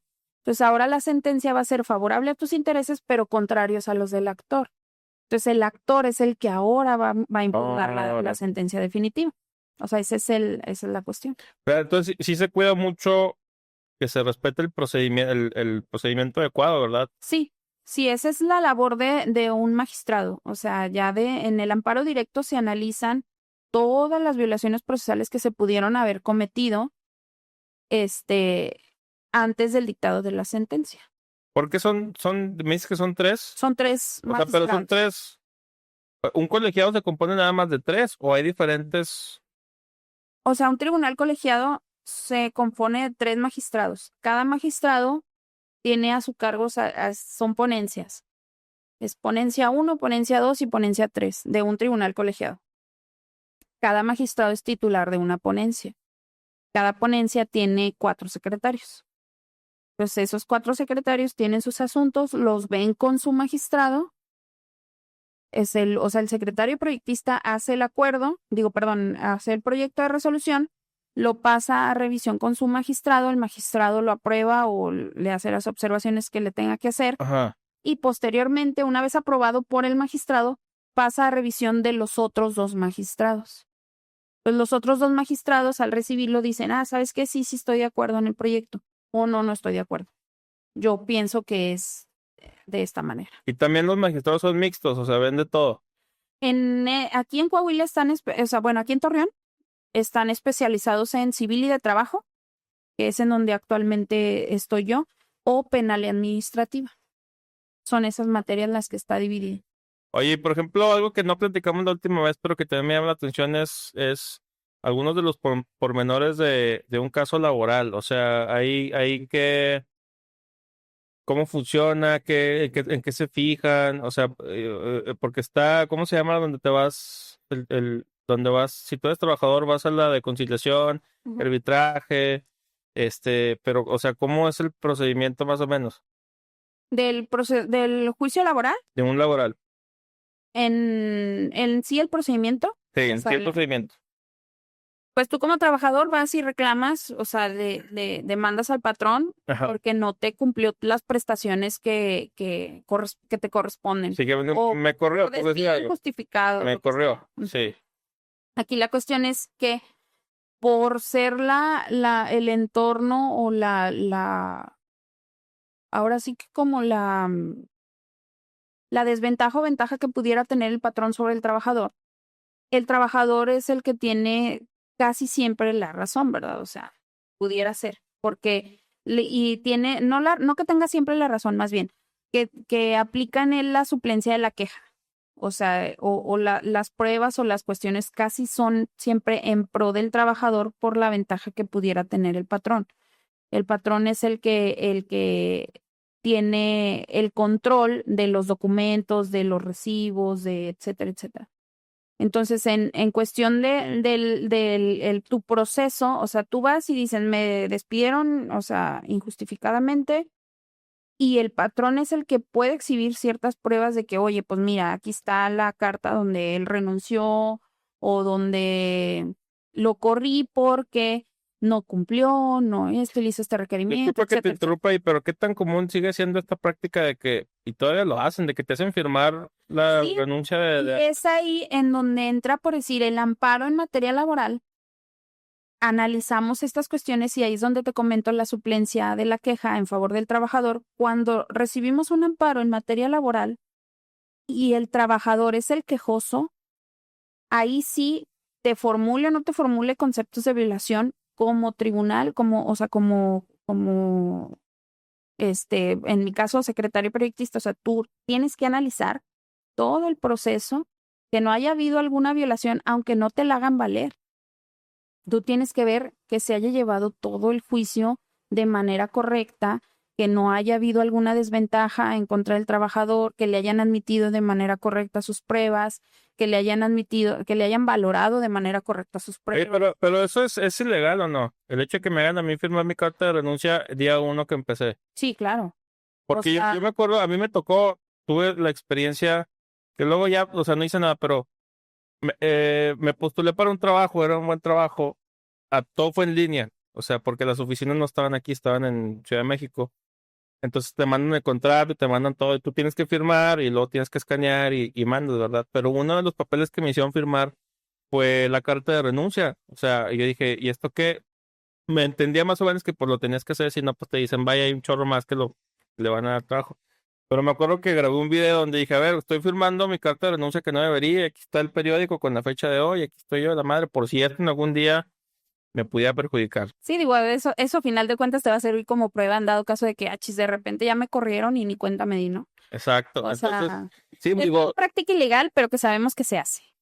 es que eso es a lo que voy, pero por ejemplo, imagínate, porque hay empresas, no sé, llámale una maquila, por decir algo, donde emplean, todo el tiempo están, a lo mejor tienen mucha rotación, y todo el tiempo están empleando mucha gente, y toda la gente que están empleando, de que son 15 personas nuevas en un mes y cada mes están así que 10, 15, 20 nuevos y a todos les hacen firmar su carta de renuncia anticipada. O sea, si esos 15, 20 se pusieran de acuerdo y los que siguen también, no, no podría eso fijar un precedente para que se desincentive a los patrones de hacer eso. Pues es que en realidad, como, o sea, en realidad no pudieras tú decir, pues, ¿qué te van a decir? No lo voy a hacer. Pero pues no van a tener el mismo flujo de trabajadores. Y con unos nuevos a lo mejor lo van a volver a hacer y pues no te vas a dar cuenta. O sea, porque no te puede, o sea, tú no te das cuenta hasta el momento en el que te demandaron, ¿no? Quizás. O sea, o ya que te corrieron. Y dices, oye, pues es que yo firmé mi carta de renuncia, o sea, desde que entré. O sea, y me despidió injustificadamente porque o sea, de buenas a primeras me dijo, tú ya no te presentes. Pero también hay un procedimiento, o sea, de si el patrón dice, no, es que de repente, y que generalmente pasa, los patrones casi siempre dicen, pues un día dejó de venir, pues ya, lo di de baja de mis trabajadores, ¿verdad? Ya dejó de venir. Pero en realidad, algo que se pudiera hacer para que dejen de llevar esa práctica como tal, pues tú como empresa, si tú tienes una empresa y te dicen a ti, oye, te voy a multar porque, oye, espérate, pues ni siquiera sabes si lo voy a hacer o si lo hago. O sea, no hay como que una manera, siento yo que no hay una manera clara de saber qué empresas sí lo hacen y qué no. Oye, y no es que digo, poniéndonos del lado del patrón también a lo mejor dices, pues que tengo mucha rotación porque ahora los chavos no quieren trabajar y nomás de repente un día dejan de venir y todo, y luego me demandan a mí de que los corrí injustificadamente cuando pues dejaron de venir y a lo mejor a ellos les conviene pues tener la cartita de renuncia anticipada ahí porque a lo mejor si tú quieres una mala práctica, pero luego te vas al juicio y a lo Pero mejor te va pues, peor. les va peor. Y sí, te digo, no, o sea, no, me refiero a que si no lo tuvieras, o sea, pues te va peor porque a Exacto, final de exacto. cuentas, como trabajador, o sea, al punto que ibas, digo, perdón, como patrón, es lo que te comento, o sea, la desventaja que tiene el patrón es porque su carga, toda la carga está, o sea, Hacia en su lado. términos generales, la carga de la prueba es hacia el patrón. Entonces, ellos tienen que respaldarse también y decir, oye, o sea, con sus bitácoras, con su lista de asistencia, con si checan entrada, salida, con eso tienen que respaldarse y por eso la carga es hacia ellos, porque ellos tienen manera de probar eso, ¿no? O sea, Porque lo hacen todas, o sea, no, bueno, no todas, pero muchas empresas. O sea, que yo te estoy platicando que a mí me tocó, es una empresa de talla internacional que está en no sé cuántos países. No, tú no pensarías que te la aplicaría, ¿verdad? Pues mira, la sí, aplicaron. o sea, y te digo, el patrón ahí en su caso, porque también hay muchos casos en que el trabajador se aprovecha de que las tiene de ganar, por así decirlo, y también hace mala práctica, o sea, pues hay que aprovecharnos y decir que te corrieron y etcétera. Pero ahí el patrón es el que está obligado y como empresa siento que tienes que cuidarte siempre las espaldas de cualquier cosa. No me está cumpliendo, yo inicié mi procedimiento de responsabilidad porque no me está cumpliendo, porque no está haciendo esto y aquí están todas mis pruebas, o sea, aquí está la bitácora de entrada, tengo bitácora escrita, tengo bitácora de huella, porque hay personas que checan con huella, o sea, de manera digital, todo eso, o sea, incluso nosotros, o sea, nosotros también como trabajadores, a final de cuentas, tenemos un sistema biométrico que o sea, checamos la entrada, la salida y con código QR cuando entras a las instalaciones del Poder Judicial y cuando sales. Ya. O sea, es todo ese control que al patrón le corresponde, pues me imagino que con eso pues, también te cuidas las espaldas de decir, oye, pues mira, no vino y tan es así que te enseño mi bitácora de existencias donde no está y mi sistema electrónico, digital, en donde no Sí. vino, o sea, y hay ciertas formas de controlar un poquito esa parte. Ya. Oye, antes de ponernos filosóficos, me gustaría platicar sobre estas próximas elecciones que va a haber, el proceso electoral, pero del Poder Judicial. Porque platicábamos la última vez que grabamos sobre la diferencia entre la carrera que se hacía antes, o sea, para tú poder ir ascendiendo de puesto y quedar un poquito mejor, tenías que presentar exámenes y estar muy preparado y aún así no era así de cierto de que fueras a quedar. Ahora puedes ser el más crack del mundo, pero a lo mejor a lo mejor no había un puesto todavía disponible y todo. Ahorita pues eso va a cambiar completamente con la reforma y ahora van a ser elecciones, y decía yo, elecciones históricas, pues las primeras de su tipo. Este, pero eso, cómo lo ve el poder? O sea, me imagino que también hubo quien, con justa razón, opuso resistencia en el sentido de que no lo veían o no sé si llamarle viable o tan, adecuado. Pero yo me pongo a pensar, o sea, hago ejercicio de mi pensamiento crítico y digo, güey, es que a mí de qué me sirve votar, o sea, por los jueces o votar por, ¿sabes? O sea, yo estoy pensando que si ya había la carrera, judicial y ya eran gente preparada, pues déjalos que hagan su chamba. Pero ustedes, ¿cómo han visto toda esta parte? Pues mira, yo creo que igual que tú, o sea, porque en realidad es una realidad. La carrera judicial es, como te comenté hace rato, o sea, es oficial, actuario, secretario, juez, magistrado. Entonces, si tú eres secretario antes, o sea, para acceder a cualquier puesto, hasta secretario, necesitas aparecer en una lista en la que te acredite que tú pasaste un examen o hiciste un curso que te capacita para estar en el puesto. Pero también el hecho de estar en esa lista no significa que seas capaz para el puesto.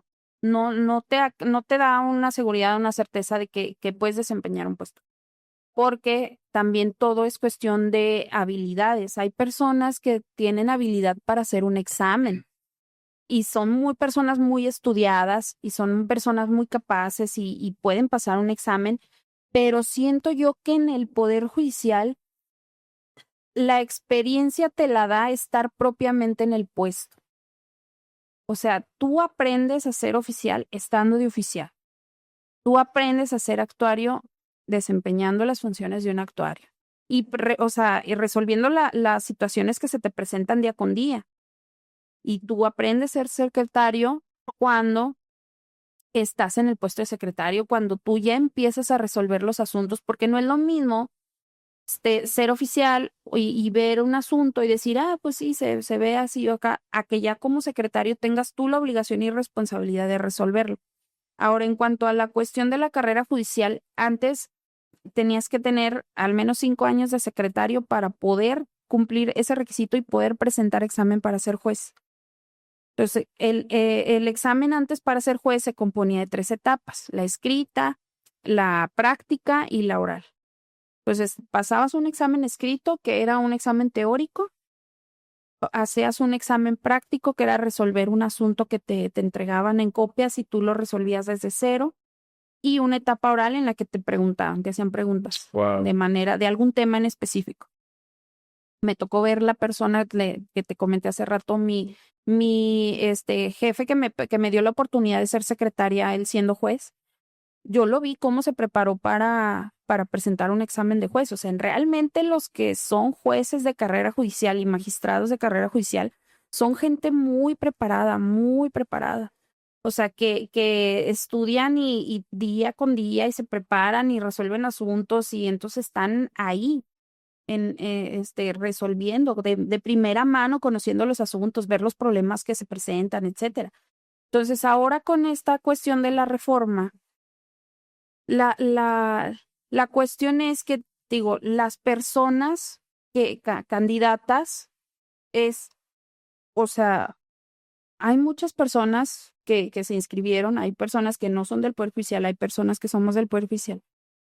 Y que la cuestión aquí es, bueno, y me imagino que mucha gente lo piensa así, no conoces a la persona, tú no puedes decir, yo sé que tú eres una persona capaz, o sea, como para votar por ti, lo que me comentabas ahorita tú, o sea, de cómo yo puedo elegir a las personas que van a impartir justicia, o sea, de qué manera la población puede decir, pues yo los elijo. Porque te hacía el comentario la última vez que a mí me tocó ser, o me va a tocar ser funcionario de casilla, entonces me vinieron a dar una capacitación de 1 hora nada más. O sea, es tan diferente el proceso de estas elecciones que me tuvieron que capacitar.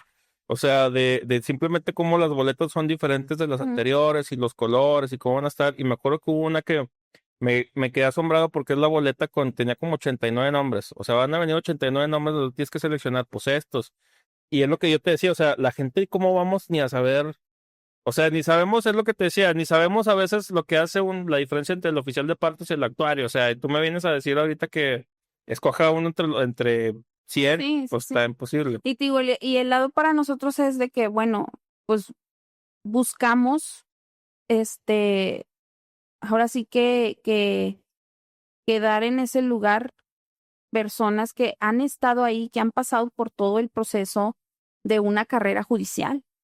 Que te digo, desde saber el funcionamiento de un oficial administrativo hasta el funcionamiento de un juez, un magistrado, es creo que la base y la clave para poder tener la capacidad de ejercer ese puesto. O sea, la cuestión es tú saber cómo funciona cada peldaño y ver qué hace cada quien. También es parte de, por lo que te comentaba, que no nada más es lo jurisdiccional, es también lo administrativo. O sea, no nada más es checar expedientes, no nada más es resolverlos, no es nada más acordar la promoción, es todo lo que conlleva el resolver un asunto administrativamente, Ah. llevar a cabo, o sea, tener a tu mando un órgano jurisdiccional. O sea, es una responsabilidad muy grande. Entonces, dejarle en manos de cualquier persona, digo, también es una responsabilidad. Oye, pero ¿quiénes son los que terminan como candidatos? O sea, ¿cómo levantas la mano o te inscribes o Sí, cómo es? bueno, en este caso hay un proceso de selección. Hubo procesos o sea, tenías que presentar los requisitos que se establecían ahí, enviar tu papelería y van avanzando o sea, vas cumpliendo con ciertos, o sea, si cumplen los requisitos y van escogiendo a las personas más idóneas para, para avanzar y seguir avanzando Pero en me las etapas. mencionabas ahorita que no necesariamente tienes que estar ya en el Poder Judicial para ser candidato, ¿o sí? No, cualquier abogado puede postularse. O sea, cualquier persona que sea abogada y que tenga los requisitos que se estableció en la reforma, o sea, ser licenciado en Derecho, tener un mínimo de promedio, creo que de 8, hay ciertos requisitos así los que se cumplieron para presentar tu papelería y avanzar, pero no necesariamente tienes que estar en el Poder O sea, Judicial. yo puedo ser literalmente un morrito de 22 años, licenciado en Derecho, con promedio de 9, si tú quieres, y postularme para ser juez. ¿Es lo que Sí, me estás diciendo? ¿Es lo que va a suceder? sí, o sea, entonces por eso es como que viendo el otro lado de la moneda, o sea, es, bueno, pues, o sea, la reforma ya está y ya va. No hay manera en que lo podamos cambiar, ya está aprobado. Entonces, ¿de qué manera podemos compensar un poquito esa parte? Es, pues, que personas de dentro del Poder Judicial ocupen esos puestos, Claro. porque saben cómo funciona, porque saben cómo se desempeña, sin dudar de las capacidades de las demás personas, porque todas las personas pueden ser capaces, pero no es como que la justicia en el país no está como para decir, pues déjame aprendo en el proceso, porque ya eres titular y ya tienes una responsabilidad en tus manos. Entonces, mejor las personas que tienen ya una carrera judicial y pueden desempeñar ese puesto. Así como tú me dices de que cualquier persona, a lo mejor un chavito, bueno, a lo mejor un recién egresado, pues no va a tener tanto currículum, no va a tener tanto y a lo mejor se queda en un filtro.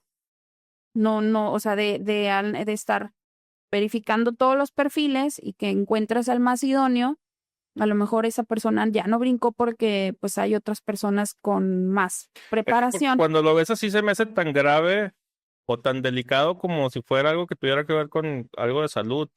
O sea, en el sentido porque no quiero restar, no por el hecho de que estés un poco más chavo, quiero restar de tus habilidades ni nada. O sea, no, hay gente muy brillante que es muy joven, ¿verdad?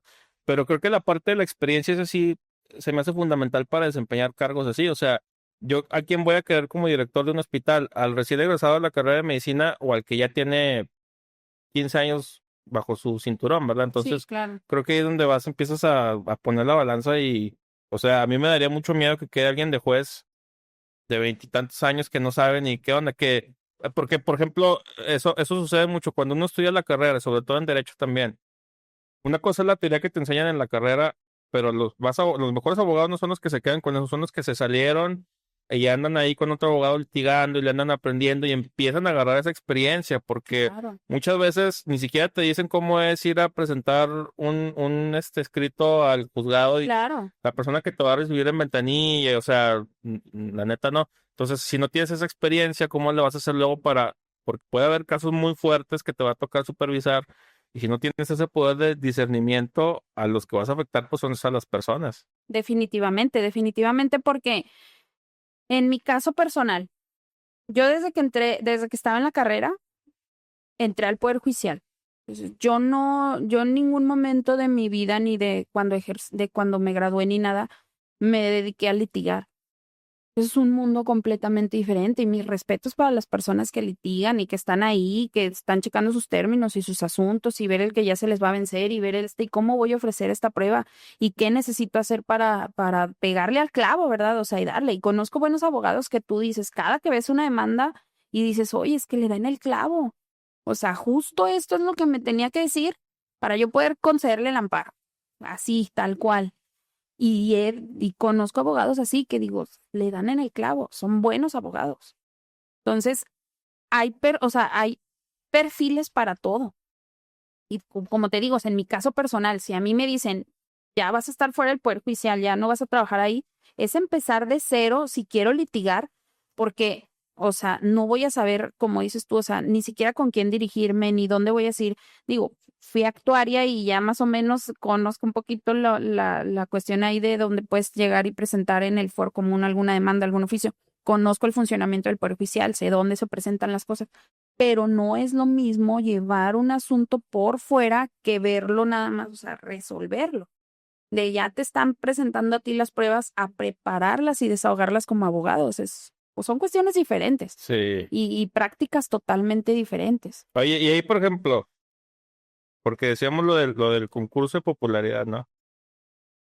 ¿Qué, por ejemplo, tú, Elda, qué haría diferente? O sea, yo te veo tu nombre en la boleta, pero o sea, ¿qué pudieras tú poner en la mesa para decir, yo voy a ser una magistrada que haga esto y esto y esto diferente de lo que hagan los demás? Si a final de cuentas se supone que la persona que quede ahí, pues tiene que ser una persona imparcial, tiene que ser Claro, objetiva, tiene que ser... o sea, en realidad, como candidato, siento yo que no puedes tú prometerle a la gente que vas a hacer algo de determinada manera. Porque de modo que diga, yo voy a ser más imparcial que aquel. O sea, se supone que si ya eres No, o imparcial, sea, ya... simplemente al aceptar y tomar protesta de un cargo así, de esa magnitud, tienes que ser ético, imparcial, justo. Que obviamente es lo que dices tú, ¿por qué? Porque lo eres, porque lo llevas en práctica, porque has resuelto asuntos de manera imparcial, porque lo haces, o sea, estando dentro del Poder Judicial. Pero, o sea, tú no puedes prometer algo que en realidad no se puede cumplir en el punto de yo voy a resolver todos los asuntos así de esta manera, porque cada caso es distinto, cada caso es una vida, es un patrimonio, es una cuestión de salud, o sea, cada caso es distinto y cada caso nunca vas a saber cómo vas a resolver hasta que lo tengas ahí. Entonces, en realidad, al momento de llegar a ese puesto tú debes de actuar porque la responsabilidad que conlleva el estar ahí es ser ético, ser imparcial, ser una persona justa. O sea, ¿qué te puede diferenciar de los demás personas o no? Estoy ahí y conozco cómo se resuelven los asuntos y conozco la manera en que se llevan, en que se trabajan y no vas a llegar a aprender. Vas a llegar sabiendo lo que se hace sin prometer, a ti te voy a conceder el amparo, porque no, o sea, no puedes. Pero simplemente sabes cómo se conoce, o sea, sabes cómo se trabaja, sabes cómo se resuelve y tú van a tener la certeza de que conmigo, o sea, se van a resolver los asuntos. Eso es lo que te puede diferenciar como candidato. O sea, de las personas que ya están ahorita en funciones, de las personas que están dentro del Poder Judicial, que han resuelto asuntos y que han visto N cantidad de asuntos que te puedes decir, o sea, tengo la experiencia para hacerlo. Claro. Pero en realidad, como tú me dices, o sea, no es como una campaña política normal, por así decirlo. O sea, yo te voy a prometer que voy a mejorar las calles, que voy a mejorar el sistema de agua, el sistema de salud, el sistema de seguridad. O sea, porque eso no es algo que a nosotros nos compete como juzgadores. como Sí, los es que estamos. porque normalmente un político se va con en campaña las famosas promesas, ¿verdad? Ujú. Y voy a cambiar esto y voy a hacer esto, pero es lo que te digo, es como si yo tuviera una empresa y sometiera a votación a mis empleados, o sea, la neta no, o sea, yo lo que haría sería escoger a los mejores perfiles para que desempeñen más. Siento que el tema de la elección hasta puede entorpecer en ciertos periodos el desempeño o el correcto desempeño del poder porque o sea, más allá de por ejemplo, tú que estás ahorita trabajando ahí, tienes ahora una nueva preocupación de tener que estar en redes y en medios y saliendo y para que te conozca la gente. Y siento que eso, o sea, en un mundo ideal, cuando un deber ser, no debería ser así. O sea, tú nada más enfócate en hacer tu chamba lo mejor que la puedes hacer, ¿verdad? Sí, claro. Muy bien, bueno, vámonos ya vamos a cerrar. Nada más vamos a hacer dos, tres preguntitas filosóficas como las de la vez pasada. Platicábamos del desacato y Ujú. ahorita lo mencionamos también. El desacato a mí me llama mucho la atención porque vi una película que se llama el juicio de los siete de Chicago. Te la super recomiendo. Es un drama legal y medio, tiene algunos aspectos de comedia y te habla de que hubo un incidente en Chicago hace muchos años donde hubo una revuelta y así al azar agarran a siete güeyes y los llevan a juicio diciendo que ellos siete son los que causaron las revueltas, ¿no? Pero el juez que toca en la banca a presidir es un juez de estos de la vieja escuela que son así como que muy enojones y muy así. Entonces todo el tiempo está sometiendo a desacato tanto a los que están, a los abogados, como al jurado, como, o sea, son un chorro de gente. Y yo decía, güey, es que el desacato, ¿qué? O sea, porque el desacato, a final de cuentas, es nada más que no le estás haciendo caso a la autoridad en ese momento, en algo muy subjetivo que a él se le ocurrió decir, a ver, es que estás hablando muy fuerte. Si sigues hablando muy fuerte, te vas a someter le llaman contempt, pues el desacato. Entonces dije, nosotros mismos somos los que, a final de cuentas, y esto ya es muy filosófico, ¿verdad, Elda? Pero, ¿qué es el poder? Me puse a pensar, o sea, el poder, a final de cuentas, si tú estás en una posición de poder es porque nosotros nos estamos poniendo de acuerdo para que tú tengas esa posición de poder, pero el poder en sí mismo no existe, tú no lo puedes agarrar y decir, este es el poder. Pero bueno, dejando eso de lado, la parte del desacato, platícame cómo funciona. Pues el desacato es, como tú lo comentaste ahorita, no hacer caso a una orden jurisdiccional. ¿Cómo se puede dar en un ejemplo tangible aquí en México, a diferencia de quizás, como lo comentas de la película, de cómo es allá los juicios y que el jurado o de que no estás hablando y no me dejas, o sea, desacato, o sea, no me estás haciendo caso? Aquí es distinto porque por la manera en cómo se llevan los juicios, en los juicios orales pudiera ser de que sí se pudiera dar de que, oye, guarda silencio porque estamos en la audiencia, si no, o sea, te voy a sacar. Entonces, si tú sigues insistiendo y hablando y interrumpiendo, etcétera, entonces el juez sí tiene la facultad de, oye, ¿sabes qué? Salte porque estás desacatando mi orden. Te estoy diciendo que guardes silencio, estamos desahogando una audiencia. En la manera tradicional del cómo se llevan los juicios, como se llevan los juicios de amparo, que no son orales, el desacato, o sea, se da, por ejemplo, en que la autoridad no cumpla una suspensión, que no cumpla una orden judicial, que te remita documentos, que te remita cuestiones así. Entonces, o como testigo, como parte, que no acudas, que no te presentes, que no, o sea, es la cuestión así lo que implica en sí. Pero meramente es, o sea, por decir, se concede un amparo, Ajá. se otorga la suspensión y le dices a la autoridad, no ejecutes, y la autoridad lo ejecuta. Eso es desacato. Entonces, hay también sus castigos, sus consecuencias a las autoridades que no cumplen. Pero ¿cuáles serían la penalización por un desacato y el desacato es un solo cargo o varía la pena? O sea, ¿cómo sería eso? Pues es que en realidad, bueno, por ejemplo, como autoridades, en materia del juicio de amparo, o sea, si no das cumplimiento a simplemente a la sentencia del amparo, hay un procedimiento de dar vista a su superior, de dar vista, o sea, de destituirte incluso como autoridad. O sea, es todo ese procedimiento. O sea, si no cumples, te estoy dando una orden como juez federal, si no estás cumpliendo, puedes destituirlo del puesto. Pues ahí es en contra de la autoridad, no Oh, tanto de la parte. persona como tal. O sea, la autoridad lo destituyes, o sea, ya no puedes fungir tú como Ah, juez de primera instancia porque no me estás haciendo caso a las órdenes de amparo. Y es un procedimiento largo. No me ha tocado, la verdad, ver alguno en el que lo hagan, porque generalmente las autoridades dicen, no, o sea, me lo está ordenando un juez federal, pues cumples.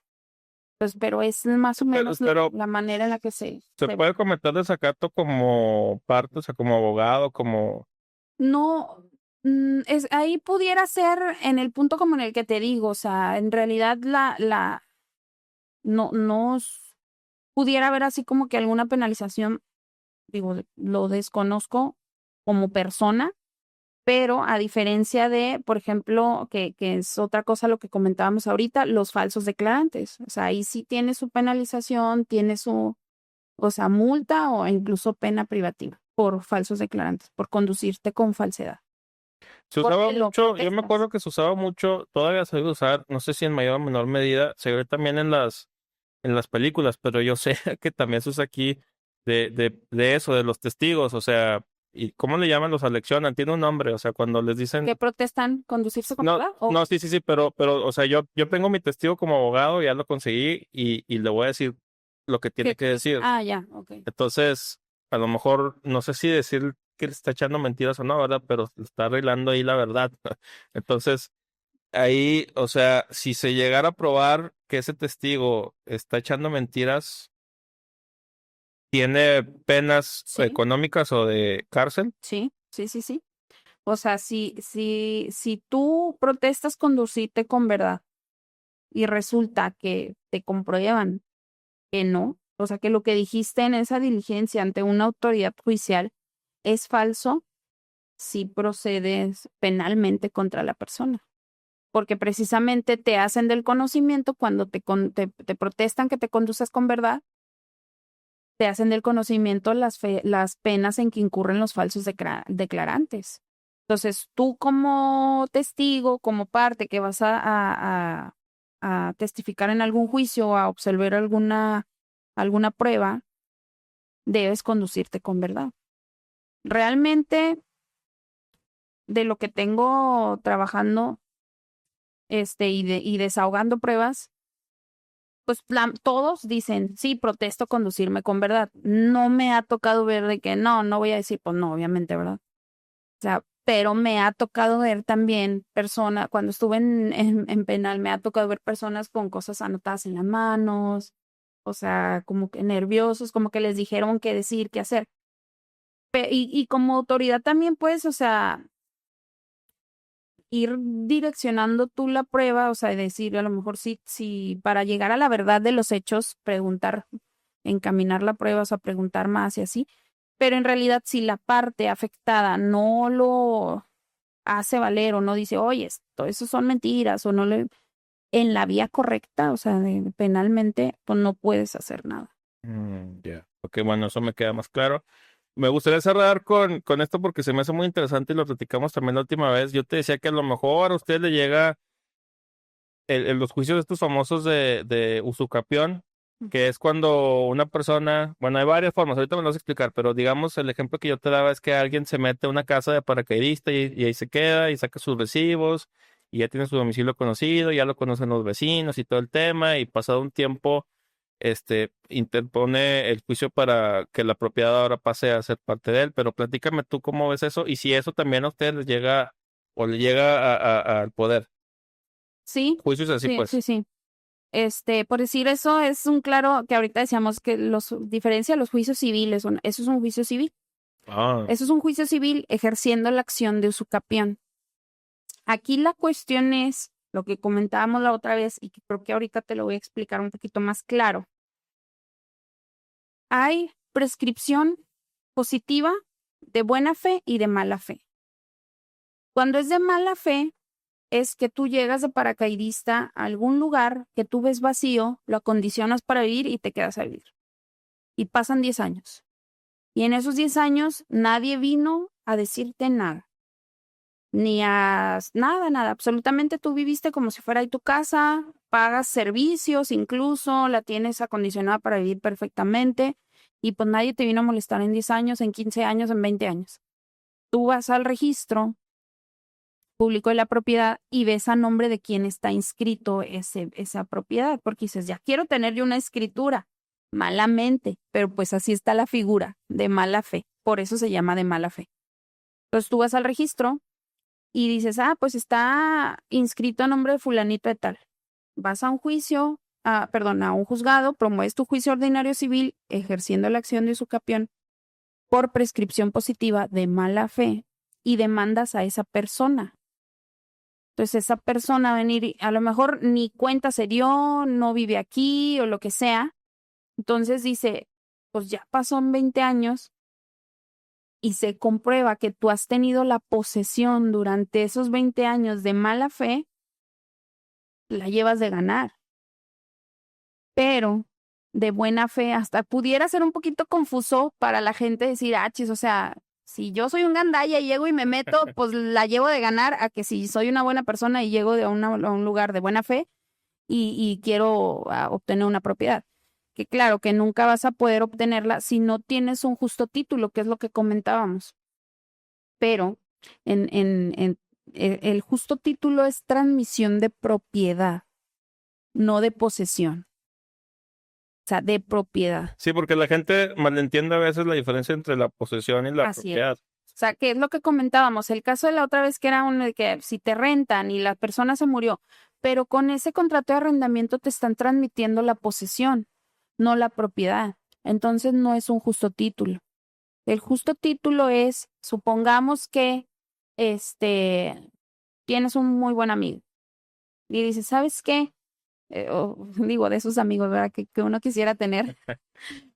Pero tienes un buen amigo que te dice, te ve, a lo mejor dices, oye, pues sabes qué, pues me voy a venir a vivir aquí a Torreón y pues no tengo, sabes que yo tengo un cuartito ahí, o sea, es una casita pequeña, es mía, la verdad, y pues sí, te transmito la propiedad, o sea, yo no lo quiero, lo que sea.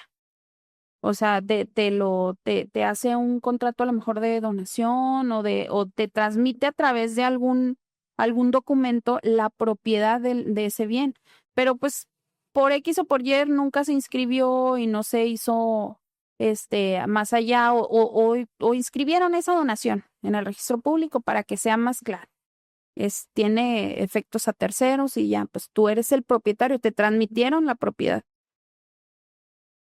O fue una compraventa, etcétera. Pero pues el chiste es que hay una transmisión de propiedad. Entonces tú estás de buena fe. Y a lo mejor la persona, es un caso muy específico porque es muy difícil tener un justo título si tú llegas a algún lugar, ¿sí me explico? O sea, si tú estás en un lugar y te transmitieron la posesión y la propiedad y por X no escrituraste, pues promueves esa acción de usucapión, la prescripción positiva, de buena fe, y tú tienes tu justo título porque te lo transmitieron. Pero ahí... Mejor llega el hijo Mm. y dice, oye, no, o sea, porque pues es mío, ¿no? O sea, yo tengo mejor derecho que tú. Sí. Pero si transcurrió el tiempo, tú tienes un justo título y estás poseyendo el bien, o sea, te estás en posesión y ya tienes más de 10 años ahí, tú pudieras... A ver, ahí todo. Bueno, es que el ejemplo que dábamos la última vez que me quedó muy claro era, yo estoy rentando una casa o un departamento y yo estoy pagando a la cuenta bancaria de que me lo está rentando y así pasa el tiempo, ¿verdad? Que se muere, ¿verdad? Sí, se muere y yo nunca me di cuenta que se murió, nada más que ya pasaron años y ya no me responden los mensajes, ni la llaman, ni nada. Pero pues yo sigo pagando, y ya va a llegar un momento en el que ya pasaron tantos años que dices, oye, espérame, ¿qué onda, verdad? Y te mueves para ver qué onda y te das cuenta que se murió.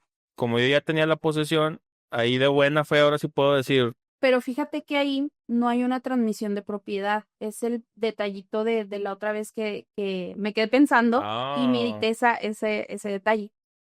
Porque dije, bueno, entonces ahí sería de mala fe. sería mala fe Si tú también. lo pudieras promover de mala fe. O sea, pero en realidad te digo, no, tú no tienes nada. O sea, ahí sería diferente porque ahí, o sea, si pudieras tú promoverlo, pero tendrías que decir que fue de mala fe porque no hay un título que te transfiera la propiedad. Mm, Porque cuando rentas, porque si no caeríamos en el extremo, es en lo que me quedé pensando, porque si no caeríamos en el extremo de que todos los arrendatarios y todos los que rentan una casa dicen, pues la voy a rentar por 10 años y luego me la quedo. Ya. Y no, porque el propietario es el propietario si vive aquí o en China. Y si muere, de todas maneras, los derechos no pasan al que renta, pasan a... A su A ver, sucesor. ahí te va un caso, vamos a cerrar con esto, nada más me dices cuál es tu opinión ahí. Y es real porque acaba de pasar, ahorita una muy buena amiga mía, su papá fallece. Entonces, su papá tiene varias propiedades y su papá le prestaba creo que a las hermanas, una casa, X, ¿no? Donde están ahorita viviendo. Pero pues acaba de morir, murió intestamentado, testamento. Pero ahí, en teoría, por derecho de sucesión, deberían estar primero mi amiga y sus hermanos antes que los hermanos del papá, ¿o no? O sea, en el juicio intestamentario hay una etapa en donde se determinan a todos los posibles herederos. Pero Entonces, ¿quién puede ser heredero en ese caso? O sea, ¿puede ser cualquier persona o puede ser, a ver, yo soy hijo, entonces yo tengo derecho? sí, es más hacia abajo. Es hacia el lineal, Lineal. eso es lo que voy. Ajá. Entonces, por ejemplo, en ese caso donde ellas están ocupando la casa, tienen la posesión, no tienen la propiedad porque es del papá que se las prestó, en un momento dado mi amiga y sus hermanos pudieran llegar a decir, o sea, con todo el dolor de mi corazón, pero pues no es de ustedes, va a terminar siendo mía y de mis hermanos, ¿no? Sí, sí, Sí es eso. definitivamente. Y te digo, está el juicio, o sea, ahí lo que tiene que hacer es promover su juicio intestamentario para que se haga una declaratoria de herederos, de bienes, o sea, que se hace un inventario total de todas las propiedades, todos los bienes que pudieran tener, los que pueden ser herederos y acuden quienes se consideran con derecho a. Entonces, las hermanas pueden acudir a ese juicio intestamentario a decir, oye, pues yo también puedo ser heredera porque soy familiar. Entonces ahí la cuestión es acreditarlo y en ese juicio es por etapas y luego hay etapas en donde, digo, siempre van a designar un albacea. Entonces el albacea es el que se va a encargar de toda la masa hereditaria, o sea, todos los bienes, cuidarlos, protegerlos y que administrarlos, por así decirlo. Ajá. Entonces, si son empresas o todo es administrar y los frutos y demás. Si son propiedades, casas, por ejemplo, en este caso es cuidar que no se vendan, que no nada, para proteger la masa hereditaria y ya al final determinar qué le corresponde a cada quien, o si se venden, o si se reparten en partes iguales, y supongamos son 3 hermanos y tenía 3 propiedades, y si se ponen de acuerdo, pues una para cada uno, Órale. o si son 2, lo vendemos y dividimos en partes iguales, o sea, ya es de acuerdo cómo se ponen, o sea, como cada quien se ponga de acuerdo en cuanto a herederos. Esos juicios, o sea, son Sí, ya muchos años. tardadísimos, o sea, porque, y luego incluso es cuando aparecen a lo mejor de que, ay, tenía un hijo perdido y, o sea, que te puede salir porque tienes que publicar también por edicto, saber quién se considera como, o sea, que pudiera ser heredero de esta sucesión. Entonces es ahí como que cuando saltan de que, pues oye, yo tenía un hijo de Ya. también es meterlo ya, ay, oye, pues éramos 3 y ahora tenemos que repartir entre 4, Sí, entre no. 5. Y pues ahí sí, aunque, o sea, con el dolor de tu corazón y aunque digas, ay, o sea, ¿cómo? Pero pues es heredero y se está Es registrado, ¿no? lo que dice la ley. Ujú. Estoy de acuerdo. Muy bien. Oye, ya vamos a acabar. Un minutito para que te despidas. No sé si ya ahora sí te sepas las redes, porque ya estás ahora sí en redes sociales. Platícanos eso y para despedirnos. Pues bueno, me pueden encontrar en redes sociales, en Instagram, Facebook, TikTok, como Elda Carral 01. Ahí estoy subiendo mi trayectoria, mi visión, o sea, mis compromisos como tal, con la justicia, con mi experiencia, lo que tengo ahí. Tengo ya más de 15 años en el Poder Judicial. Y por ahí me pueden encontrar y ver algunos videillos ahí que estoy haciendo para esto de la campaña. Excelente, Elda. Pues te agradezco mucho por volver a venir a grabar. Espero que te hayas pasado a gusto y aquí tienes tu casa para cuando quieras venir a hacer otra cosa. Te ponen las pláticas, ¿no? Sí, muchas gracias por la invitación. Y pues fluyó de la misma manera, la verdad. Hablamos ahí de los mismos temas, más o menos. Interactuamos bastante bien. Y las dudas, espero haberte resuelto Sí, sí, claro que ahí sí. las dudas, de cómo funciona el Poder Judicial, de lo que se ve allá dentro de la perspectiva que tenemos ahí nosotros. Y pues muy a gusto. Muchas gracias por la invitación. No, hombre, de nada, aquí estás. Y pues esto fue Marco Mena Busca Amigos. Nos vemos en otro episodio. Hasta luego.